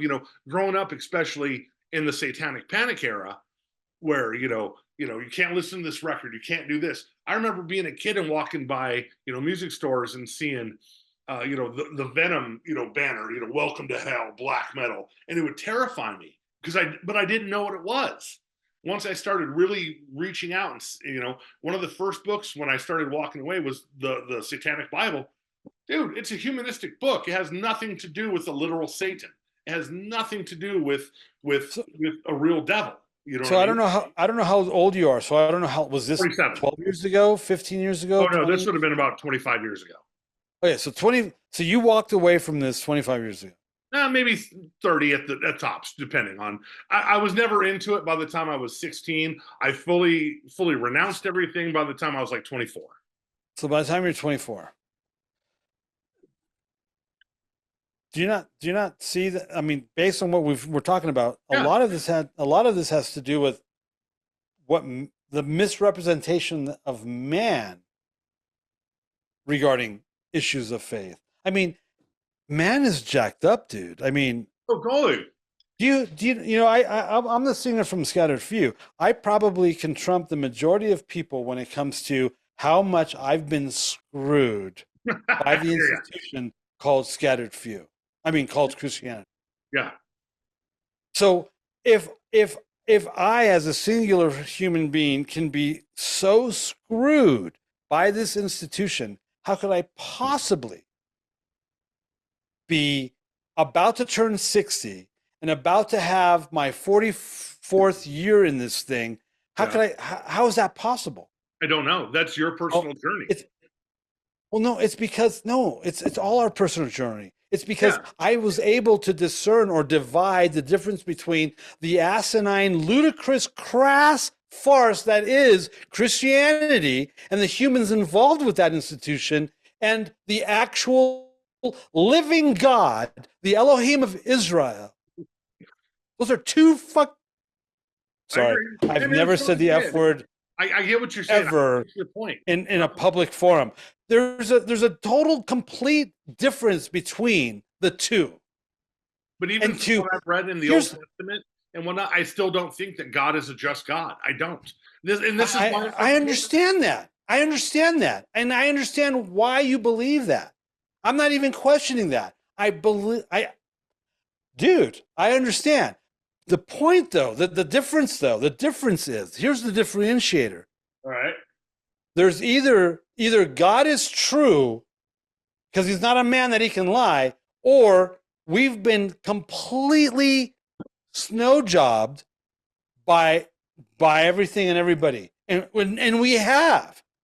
See, that's what I teach on. I teach on how we've been snowballed, how have we possibly could have been brought to a point where we don't even believe the basic red letters of Jesus, because I look around and they're not doing it. They don't even believe it. This is such a con game. It's such a farce, right? But that's besides the point. There's a difference between what has happened for thousands of years and the reality of it. Because the farce lies with man. It doesn't lie with God. And why would we allow ourselves to be persuaded by man that it's God? Because I think men are weak. I think people. But then again, yes. But that's men. That's not God. But here's the thing: if God made us in His image, then He's weak. No, how is that even that doesn't even freaking make sense. It does to me. If we are the sole reflection of God and what He made, and we're finding. But you're referring to the weak, fallen version of man. When God made man, he was immortal. I don't know. Adam was I get it. You know, the 800, Noah lived 800 years old. He was a fucking drunkard and all this other stuff. I get the allegorical. I get the allegorical part of this. But I mean, for me, especially, like the one thing I really got into a few years ago, and I'm not an expert in anything. I'm a working class guy. I love my family. I work. I take care of my kids. I do what I can. I'm not a scholar. I didn't spend years at Oxford. I'm not PhD. I'm not this. You know what I mean? But the one story that I read years ago that really made sense with me was when I read about Luciferianism, where Satan was cast out of heaven for being, a rebel rouser. And he came down to earth. And when he was talking to Eve, he said, do not let God keep you from what is to be known. Eat of that, be of God. There's a lot of people in history and whatnot that put Lucifer as the morning star, the morning light, the savior of mankind. There's always going to be the yin to the yang. You know what I mean? So I don't believe either one of them. I don't think that shit's real. I don't believe that there was ever a fucking talking snake talking to some naked broad. You know what I mean? I don't believe any of that. I don't believe that Zeus exists. I don't believe Satan exists. I believe that these are all things I don't believe Satin Raw exist. I think these are things that we, as people coming from a very limited brain function, have tried to explain throughout the millennia. Right. And so in the same way, you don't believe that God exists. Yeah, exactly. Right. So there's zero. There's a negative space. I don't know that. I don't have the answer, and I say that I'm smart enough to say I don't have the answer, but I know that there has to be something better, a better explanation than that. There has to be, but I don't know. So as much as you don't believe in any of that, you do believe that there's got to be something out there. Something there could be. Okay. So then, is it possible? I don't have proof. There could be. Right. So is it possible? Is there the possibility that that thing that you think does have to exist out there does exist? It's just been completely misrepresented by posers this entire time. Could be. That totally could be. But as me, okay. So let me ask you this. I am willing to put my neck on the chopping block. You have honored me with accolades that are incredibly honoring. Thank you, sir. Do you think I'm a stupid piece of shit that I would still believe in this stuff because I'm an idiot? No, I think you're. Okay. I think honestly, man, you're one of the most brilliant guys I've talked to in a long time. But I think that's an overwhelming accolade. Yeah. So based on I that, think you're tapped into some supernatural shit that I'm not. You call it God or Jesus. I call it I don't know. Okay. So I call it God or Jesus because I know it to be true, to be God is Elohim, the King of the universe, the Hebrew God of Abraham, Isaac, and Jacob, and his Messiah, Jesus. If it was another name, if it was something else, I would use another name and something else. Let me ask you this then. And I'm not trying to get into the Palestine. No. I'm good, dude. What about? I would invite you into my home, and you could stay here when you come and visit me. I don't ski, and I fucking hate the snow. So you come to Kansas City in the summertime, I'll grill. I don't ski either. We'll swim in my pool and have drinks and grill. You know what I mean? But all that to say, please feel free. You can't insult me. Please ask your question. But then again, look at Allah, look at Buddha, look at Zeus, look at all these. I've looked at all of them. Yeah, same here. I might not be an expert of any of that, but I've read. And none of them can claim what my God claims. Allah, there is no God. God is not a father and there is no son. I'm out. Tap out. Buddha is a man who didn't rise from the dead. No. Jesus did. But again, that's going to be something that we will always love to agree to disagree. So in the same way you've chosen to believe what you've believed, I've chosen to believe what I've believed. And I have 40 years. I literally have 40 years of proof. You call it proof. I call it your experiences within those times. Well, that makes me sound like a dumbass. No, it doesn't. Because, I can tell you that I've experienced I'm a delusional dumbass. I say this with all the most respect. I'm messing with you. I'm messing with you. Smart dude. I'm messing with you. I'm messing with you. I just don't want you to feel that I've insulted you. I would not. No. You cannot offend me. Well, I could, but I don't want to. No, you can't. You and I. I'd be like, "Fuck you. Go fuck yourself." No, dude. You and I are gonna hook up physically. We're gonna hug. We're gonna have drinks. We're gonna have an amazing dinner. Yeah. Well, it's like, when I had Jimmy on the last time from Deliverance, we got to hook up in Vegas the last time I was there, and him and his wife came out. We went to the Golden Tiki, which is, I'm a Tiki guy. I love Tiki. I saw that. Yeah. And we had a great time. The next day we hung out at the casino, we drank, we gambled, we got massages. You know what I mean? Dude, you were 6 hours. You were 6 hours from me. Yeah. I'm just tired of all these fucking Christians playing it safe and not having anything real to say. You have had such real conversation with me. I adore you for this, man. These are the kind of interviews I want. I don't want tongue-in-cheek fucking Christianity. I don't. Because you know what? I don't have time for that. That's what's made me say fuck Christianity. Yep. Dude, Christianity, I've been a Christian for 44 years next week. and it's the biggest shit Easy. show I know of. But okay, let me ask you this. Let me see on Please. the hypothetical. You did die tomorrow, and you stood before whatever creator that was there, and he still said you didn't make it because you like say you showed up in front of Allah, and he was like, nah, man, you chose the wrong one. I mean, that's the thing. It's like I can't hedge my bets and try and be this person in life that I'm not going to be just because I'm afraid of punishment, or eternal damnation. Do you think I live my life like that? No, I don't. I think you're one of the rare people that don't. Right, I don't. So my Christianity is based on the concept of Shadrach, Meshach, and Abednego, which are their Babylonian names. Those are their Babylonian names, not their Hebrew names. Yeah. And so what does that mean? So Shadrach, Meshach, and Abednego would not bow down to the idol of Nebuchadnezzar when the music was played. It was an edict that they established to basically entrap them.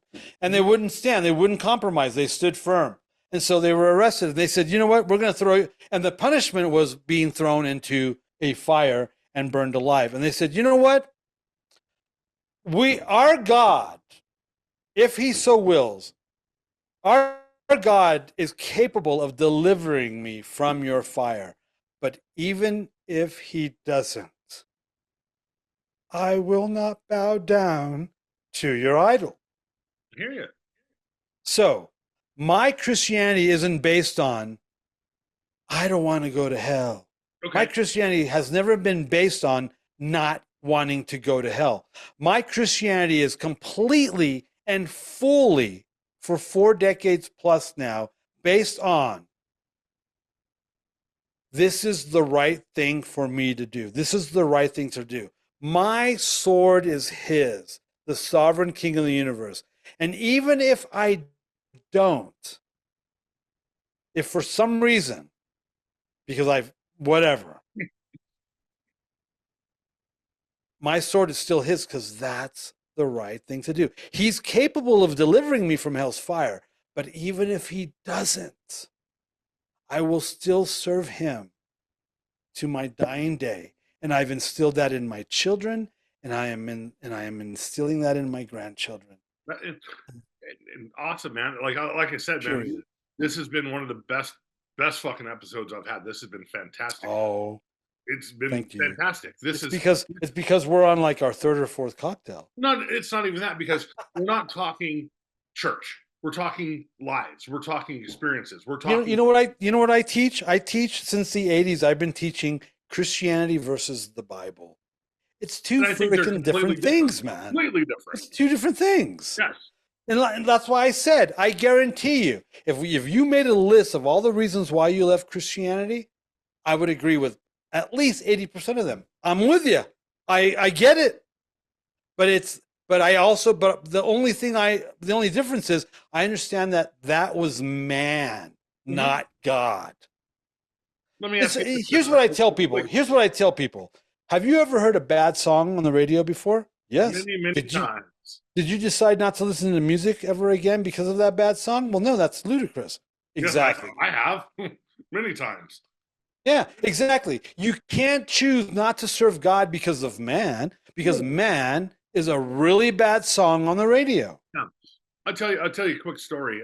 I had just gotten married in '99, and I was living here in Kansas City. My wife's from here. We got married in Vegas by Elvis, because if there is one king, it is Elvis. Thank you. So we go back to Ventura, where my parents stayed. Awesome. We crash with them, and me and my wife. It's New Year's Eve. 1999. We're waiting for Y2K. Oh no! Yeah, we're waiting. Jeez, that was crazy, wasn't it? It was great. I knew nothing was going to happen. I was like, "This is bullshit." But we're at this club. We're partying. We're having a good time. And there was a youth pastor that I used to go to when I was like 15. And he was a super cool guy. I will say, like, out of all my youth pastors, he was cool. Like, he didn't like metal, but he would understand it. He was a bass player. I'm a bass player. So, like, we connected. Yeah. And so he ended up having an affair, blah, blah, blah, blah, blah, blah, church, the standard shit as humans do. And his daughter was there. I can't remember her name, but she was super wasted. And we were talking, and she's like, "Oh, come to church." I'm like, "I don't go to church anymore." And she's like, "Was it because of my dad?" I'm like, "Do you Wow. think your dad's bullshit in life is strong enough to make me change my ideas of eternity?" I'm like, "Your dad fucked up. Your dad chose to do what he did." And she goes, "Well, don't be mad at God." I'm like, "I'm not mad at God. I'm not mad at your dad." I'm like, "I don't care anymore." Like that's the thing is so many people say, like you were saying that, like, yes, man has definitely misrepresented Jesus Christ, Christianity, all that. That's still not the reason I walked away. So why'd you walk away? Why'd you walk away then? Because I've read the book and I find no validness in it. It doesn't speak to me. It speaks to me as Greek mythology, as in Egyptian mythology, as in another story. It's another con to take my money, to take my time, to take, my freedom, my true freedom. I mean, honestly, I'm saying this in a way where I don't want people to fucking respond to this as like I'm a devil worshiper. But if I were really to um, really accept any kind of religion, I would either be a Hindu or I'd be a Satanist. You know what I mean? I'd be a Rastafarian because they smoke pot. Yeah, totally. I love Jamaica, man. I don't smoke pot, but dude, give me the rum any day. I'll sit on the beach. We'll get actually and talk and sure. I actually believe the script. I actually believe the scriptures are absolutely like true. Great. Yeah. Awesome. And my thing is, man, yeah. I'm not going to fault you for that, or not fault you. I'm not. No. I'm just throwing that in there. But no, I'm tracking you. Go ahead. Yeah. I mean, I still think that people of different opinions can still have great friendships and whatnot, as long as you're open to the friendship on both sides. I've talked to Christians where we're never going to be friends. Yeah. And I don't want to be. Yeah. My parents are the complete fucking example. Like, how dare you not let your kids go to church, and the ridicule and this, and like every time I come back at them with something, they don't have an answer. I'm like, then how can you fucking call yourself this when you don't even know what you're fucking believing or talking about?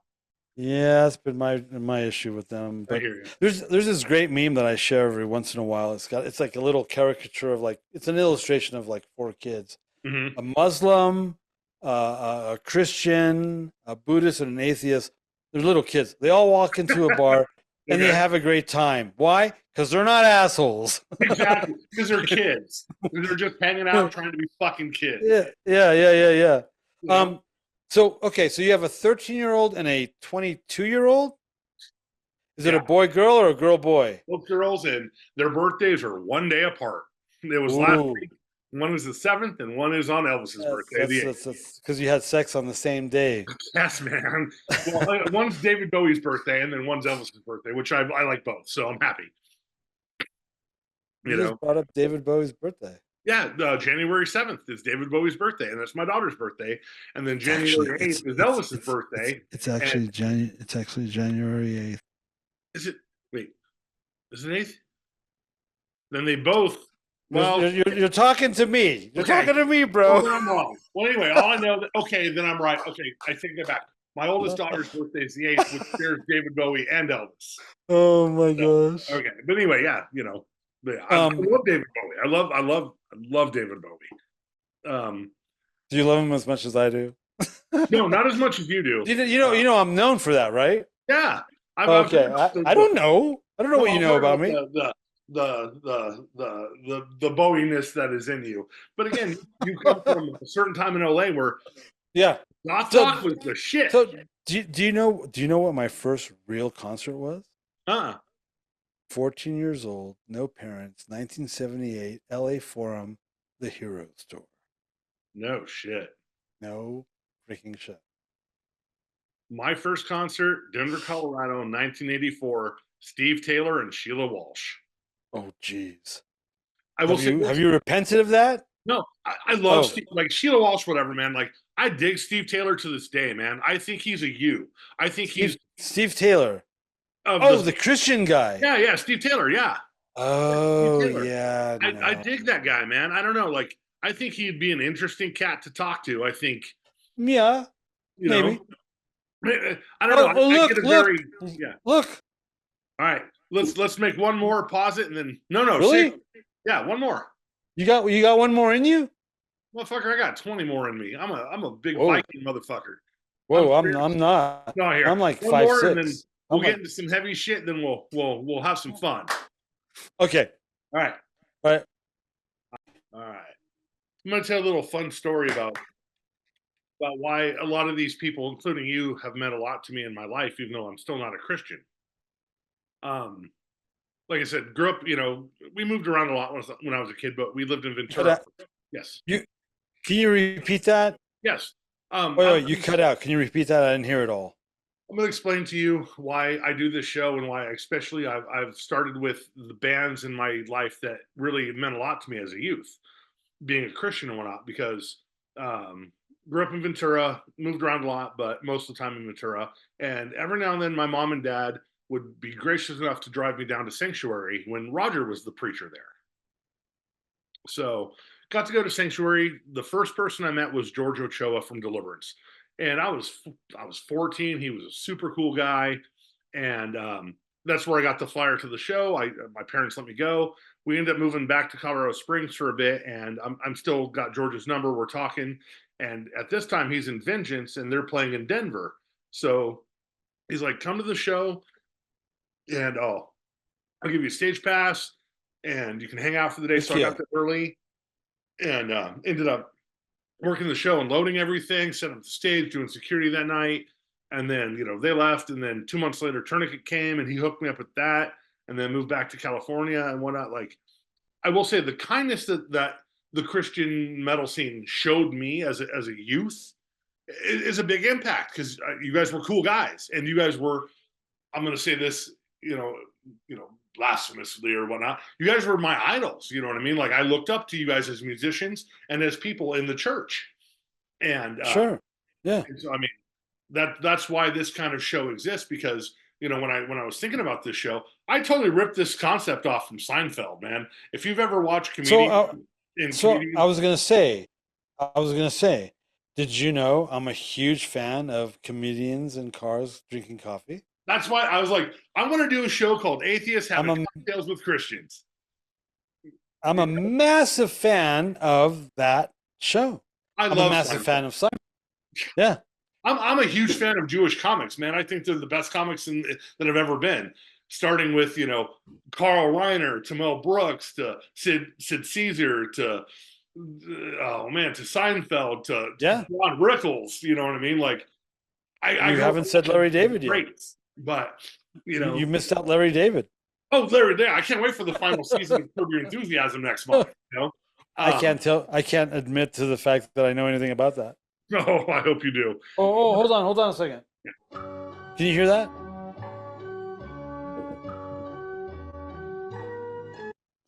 But you guys were an important part. Whether I disagree with your theology, Sure. you guys' music was a huge influence on me as a person, as a youth.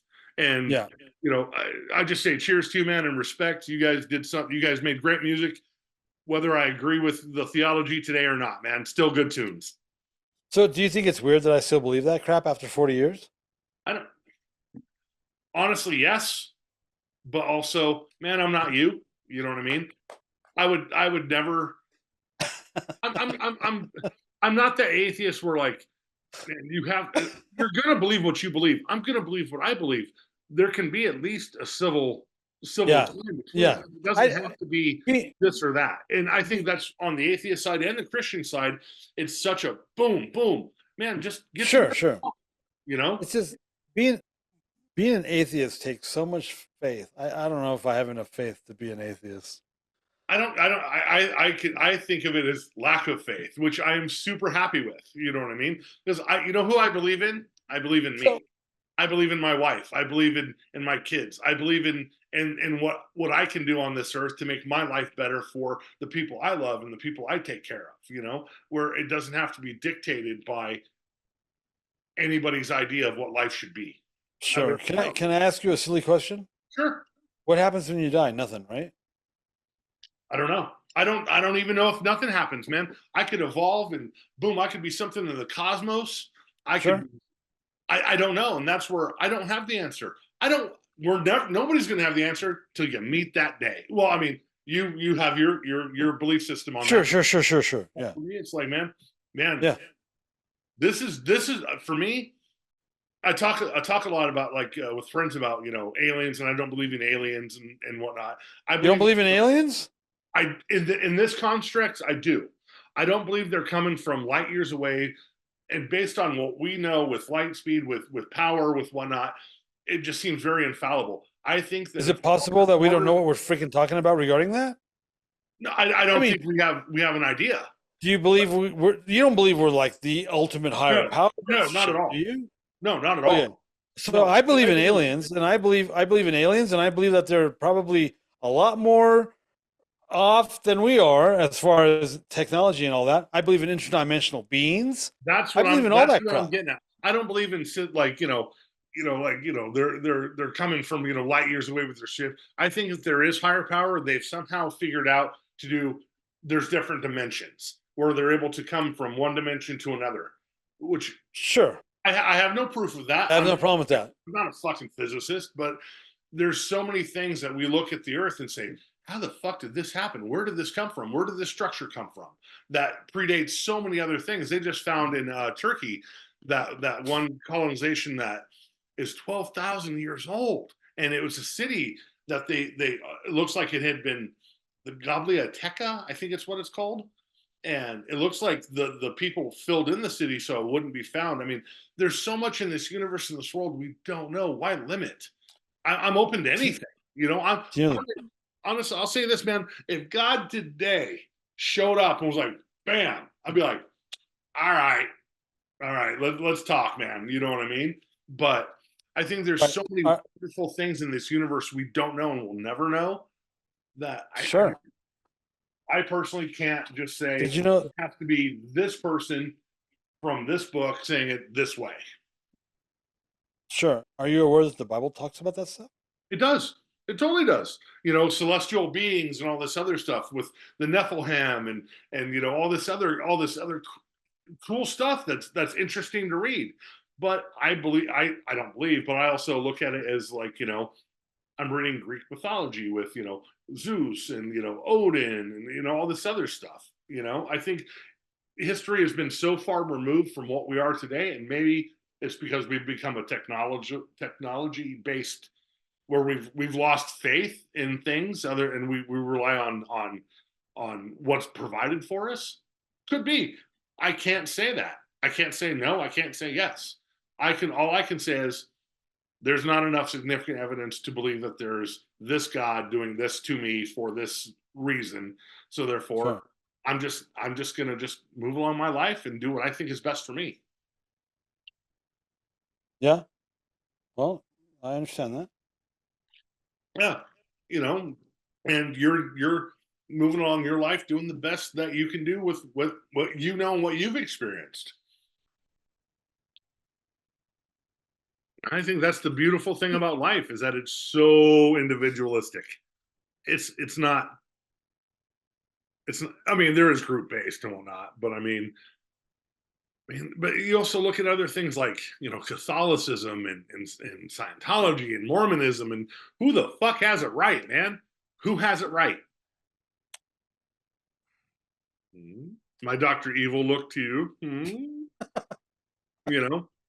Well, in my opinion, or in my understanding of things, that's an easy question because all you have to do is start breaking stuff down. You start deconstructing stuff to determine what is right. And that's, to me, that's not difficult at all. But then again, I'm not your stereotypical Christian. I actually believe you're not at all. I actually believe and understand stuff, and I'm involved with stuff that these guys have no concept about. Yeah. So when you ask that question, that's not a hard one for me because, well, that's easy. I live in Utah. I can take Mormonism and deconstruct it down to its core and show you how and why it's a farce. In the same way, I can take Christianity and deconstruct it down to its core of 1800 plus years and show you how and why it's wrong and a farce. In the same way, I can show you how Judaism and what Judaism did to get itself into the position where it's a farce and wrong and incorrect. Because, see, there is an absolute. The problem is people don't want to adhere to that absolute and they don't want to submit to that absolute. This all has to do with submission and obedience, and freaking human beings aren't good at that. And because they're not, we have the shit show that we have called Earthlings, civilization, But I'll tell you blah this, blah blah. but when I was, But it's not a difficult thing to understand. but I will It's say, just not difficult. I'm not somebody that isn't against rules. Like there's certain things I don't think are fair in life or right or whatnot. But when it comes to certain rules, like when I was a sharp, there were certain parameters of this is what you are to be this. Right. And I followed that to a T because this is what it means to be this. You know, shit. Yes. I lost it. So I'm not against rules. I'm not against this is what you need to get there. But when there's so many conflicting ideas within its own religion and its own people and its own again, that's man. That's not God. Yeah. And man's jacked up, and man's going to do everything wrong. He's going to believe everything. Dude, there's over 3,000 denominations in evangelical Christianity. And they're all wrong. They all have it completely wrong. How do you know that, Ellen? Because the Bible says what it says. There is a standard. Yeah.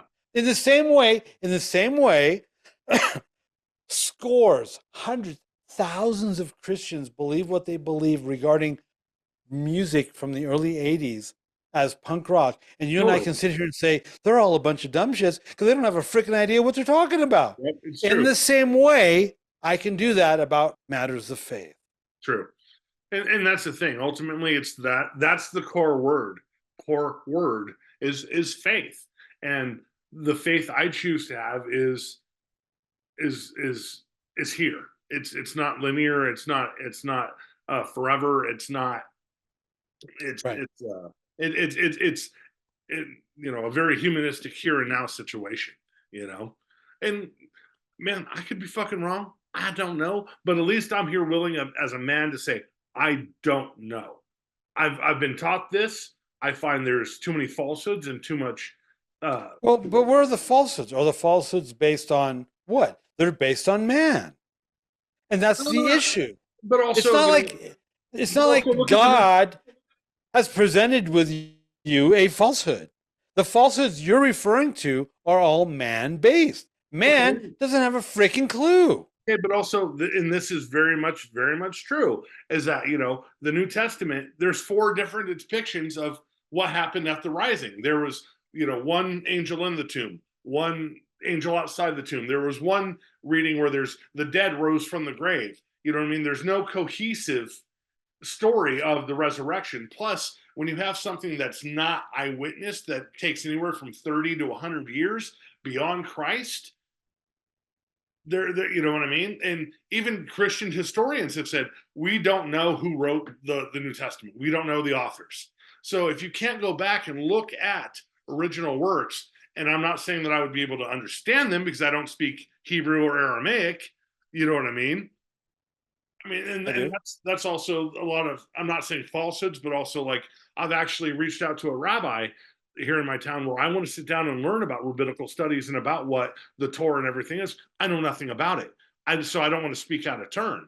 I watched a really cool documentary where they were talking about the Dead Sea Scrolls, where basically Jesus was talking about within that time frame that his kingdom would come into fruition within those years, and it has. So, like I said, I don't know enough about it. I can't speak of it as a scholar, but I'm willing to learn. I'm willing to sit down and listen and hear what these people have to say. And if I learn something that might change something, hey. So then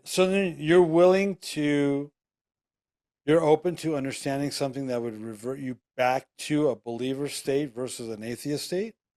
If it was severe enough evidence, not theory, not interpretation, not a reading. I don't know what it would take to get there, but I at least want to know what I'm talking about. I don't want to be ignorant. Yeah, I'm not about theory or interpretation. I actually speak against that.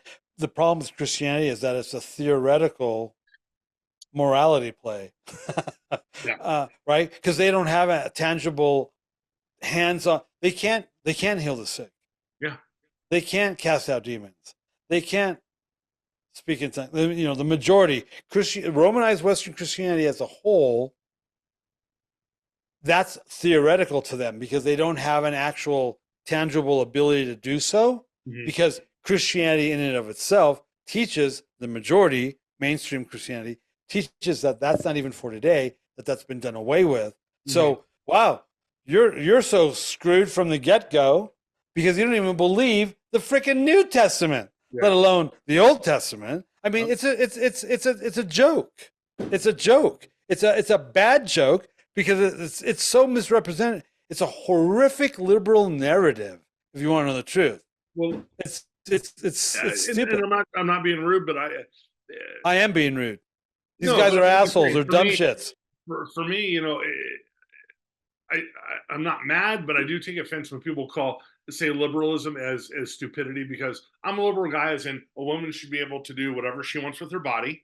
You know what I mean? We should have free democratic vote to where there's no gerrymandering. You know, I'm a constitutionalist. I believe that, you know, we can. I'm a constitutionalist, but there's no room for liberalism in the Constitution. Because if you look at it, the liberals don't actually support the Constitution. Otherwise, our borders wouldn't be open like they are. Yeah, I'm not talking Washington liberals. You're a politician. Not you, but I'm saying politicians all have their. I can trigger myself, bro. I don't need your help. I can trigger myself. Yeah. No, but I'm saying, you know, politicians have their own bullshit agenda. I'm talking like, I believe that, you know, we are, you know, the pursuit of happiness, you know, live your life the way it is. You know, I don't believe there should be, you know, church and state. I think we should, you know, there should be states' rights to a point. But the point is that. But that's not true. That's not true because when it came to because when it came to abortion, when it came to Roe versus Wade, it was given back to the states, and the liberals lost their freaking minds. Which is crazy because I live in Kansas, which is a fucking. Hold on.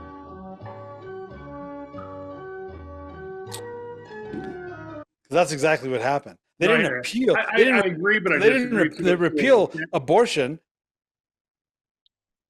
Pardon? Oh, you froze. They just gave minds. Hold on 1 second. You froze. Oh, I'm not frozen. I'm not frozen, bro. But I will say, alive and awake. When it came abortion wasn't repealed. It was given back to the states. The liberals didn't understand that, and they lost their minds.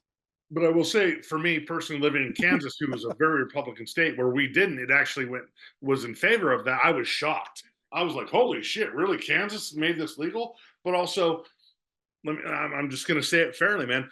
Who are you to tell anybody what the fuck to do with their body? Ever?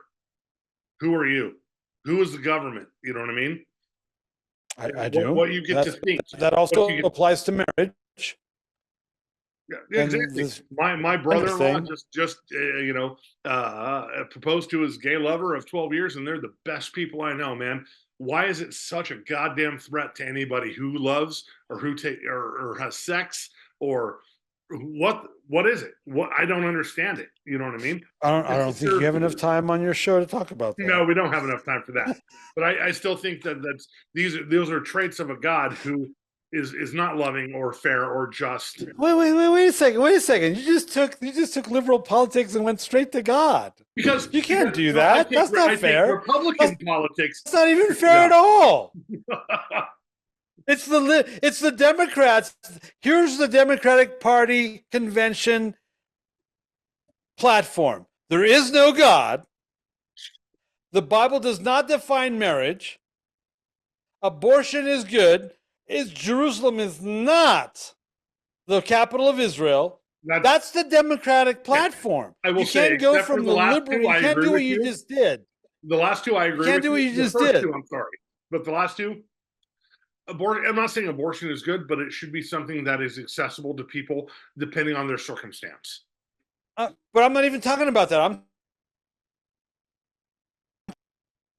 You made a massive jump, and I'm just reminding you of what the Democratic Party platform is. Well, and let me say this: And I'm not. I vote Democrat because that's whatever. I'm a liberal. I have nothing to do. Like politics are bullshit on both sides of the coin. You know what I mean? I think that's and that's yes or no? Yes, yes or yeah, no? and that's one of the major problems we have in this country is a two-party system where we should have at least a four-party system, and we should get rid of the fucking electoral college because that shit was made when it does not make sense anymore. It should be one person, one vote, as long as you're a citizen, and that's what we vote on. But As that's long as you're a citizen, which you just incriminate yourself because the liberal believe that. see, and I disagree with that. If you're not a citizen, you shouldn't get to vote. But that's not me being a Democrat. That's just me being an American who's Right, very I agree with that. liberal. I agree with that. Right, and I agree with you, but the Democratic Party doesn't. I agree, and that's why I say I'm not a Democrat. I'm a liberal. Hold on. Yeah. You know, Yes, you did say that. You know, everything's so fucking jacked up in these days. But you know, I just believe letting people. Oh, live dude, life everything is so jacked up right now. and live, I can't even the best dude, way you can. It's so jacked up. It is, you know. So all right. I'm gonna get a couple more questions. And we'll let You and I sit down at dinner. We're going to agree on more than we disagree with. Oh, totally. Which I honestly knew we would, just based on what I knew, what I've heard about you. I was like, this is going to be fun. This is going to be a fun fucking interview, you know.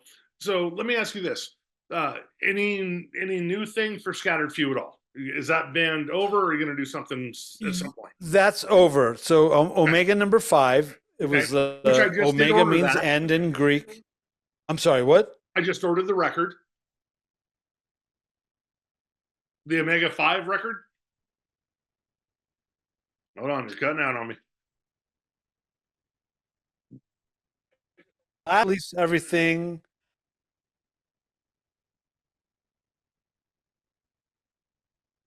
Hello? Hold on. You're froze up on me. So at the beginning of am I back? Yeah, you're back. Okay. So at the beginning of 2023, we re-released, remastered everything on CD and vinyl, Spyglass Blue and Scattered Few. Yep. You know, I had a band called Spyglass Blue, right? Dark wave band. So everything's been re-released, remastered, vinyl, CD, and so Omega number 5 is Omega in the Greek means end, the end, like the end. So and it's few, no more Scattered Few. Come on, you're freezing up on me, buddy.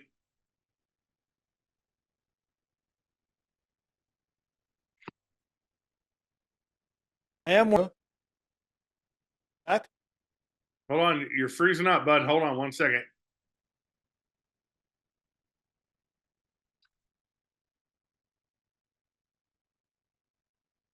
Am I back? Kind of. You're frozen right now. All right, hold on. Let me. Am I good? There we go. Okay. I was explaining that. Omega 5. I'm sorry. Yeah, we re-released everything beginning of last year, CD and vinyl, remastered. And so Omega number 5 was the last Scattered Few album in 2002. I am working on new music as Allan Aguirre. I'm calling it Auditory. I'm hoping to have it out summer, spring. Okay. I still have to write it and do it, but I am going to do it.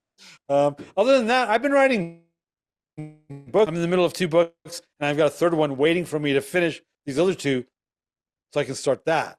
It's insane. I hear you. And time is just, oh my gosh, it's just disappearing on us. Yeah. No, I hear you. You know, I'm helping Roger Martinez write the 5th record right now for Vengeance. It's going to be definitely hardcore, grindcore kind of stuff. So we started working on that a couple months ago, but the guitar player I had, it just wasn't working out. So I've got another guy where I'm going to start working with. So hopefully by summer we'll at least have an EP out or something. But you know, wow.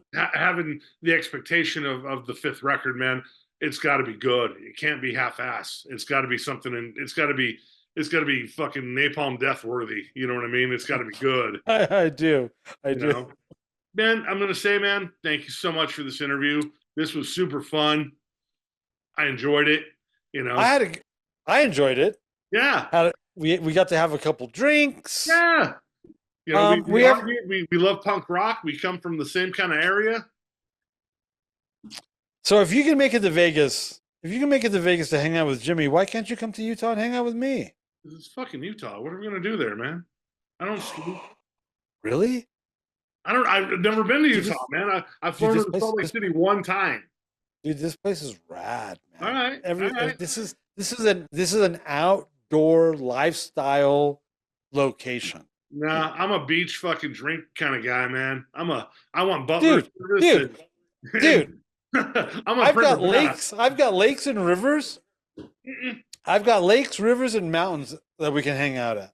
Nah, you come out to Kansas City, we'll go to my pool. I'll make you amazing food, and I'll make you drinks all day. We'll have a great time. Dude, your pool when I can take you out to the forest with lakes and rivers and fly fish? No. Wow. That's not me. I'm a city guy, man. I want to go to LA. I want to go to Hollywood. I want to go to fucking... Dude, I vacation in Manhattan. Don't talk to me about... No, I hear you, man. I want to go see a city punk rock show. I want to go... I've never been a country guy, man. I'm a city guy, man. I love the city. I'm not a country guy. I'm out in the mountains. Guy. I'm not a rivers guy, man. I want to fucking boogie board. I am. I'm a fly fisher. Did you know I'm a fly fisher? No, I'm a fly fishing guy. I guide. I'm a fly fishing guide. I got buddies here that do that shit all the time, and they're like, "Come with us." I'm like, "Nope." I'm a man of comfort and leisure, my friend.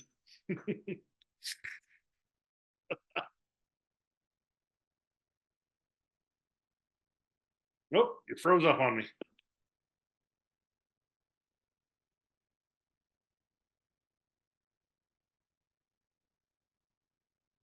Froze up.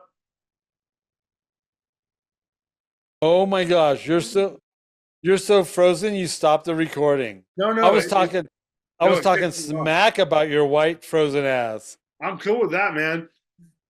I'm cool with that. This is what we do. All right. We need to meet in somewhere neutral, like LA or something, and hang out. Yeah. Dude, we'll go to Manhattan, dude. We'll go down to the Double Down. We'll go have Katz's Deli. We'll go see a punk rock show. Hang out with all my fucking New York hardcore friends. We'll have a great time, dude. You know? Dude, I will do that.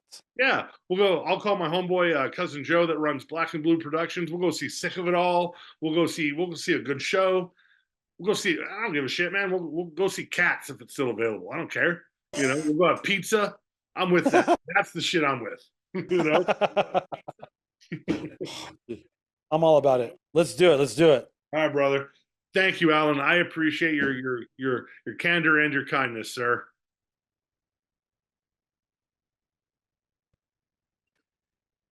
Absolutely, absolutely pleased to have met you. We need to figure this real person thing out for totally. Sure. For real. I'm down, dude. I travel all the time, man. I'm down for it. Anytime. We'll figure something out, man. Awesome. All right. Awesome. To you and yours, awesome. man. Thank you. All right, man. And man. All right. Let me know when this comes out. What's that? Okay. Let me know when this comes out. I want to keep going with you, man. Because like I got to dig some dirt on some healings and some shit like that, man. So, but thank you, man. You've been great, brother. Thank you. Actually, do me a favor. Oh, dude, absolutely my pleasure. Sure. Do you talk to Mark from the Crucified at all? No, but I can't. I can reach out to him. Why? What's up? Please. I've been trying to. I've messaged him a couple times. I'd love to interview Mark. So I mean, if you could just maybe set the way, be like, hey, man, he's a cool guy or something. Maybe I can get him on the show sometime. I will reach out to Mark. Thank you, sir. I appreciate you, buddy.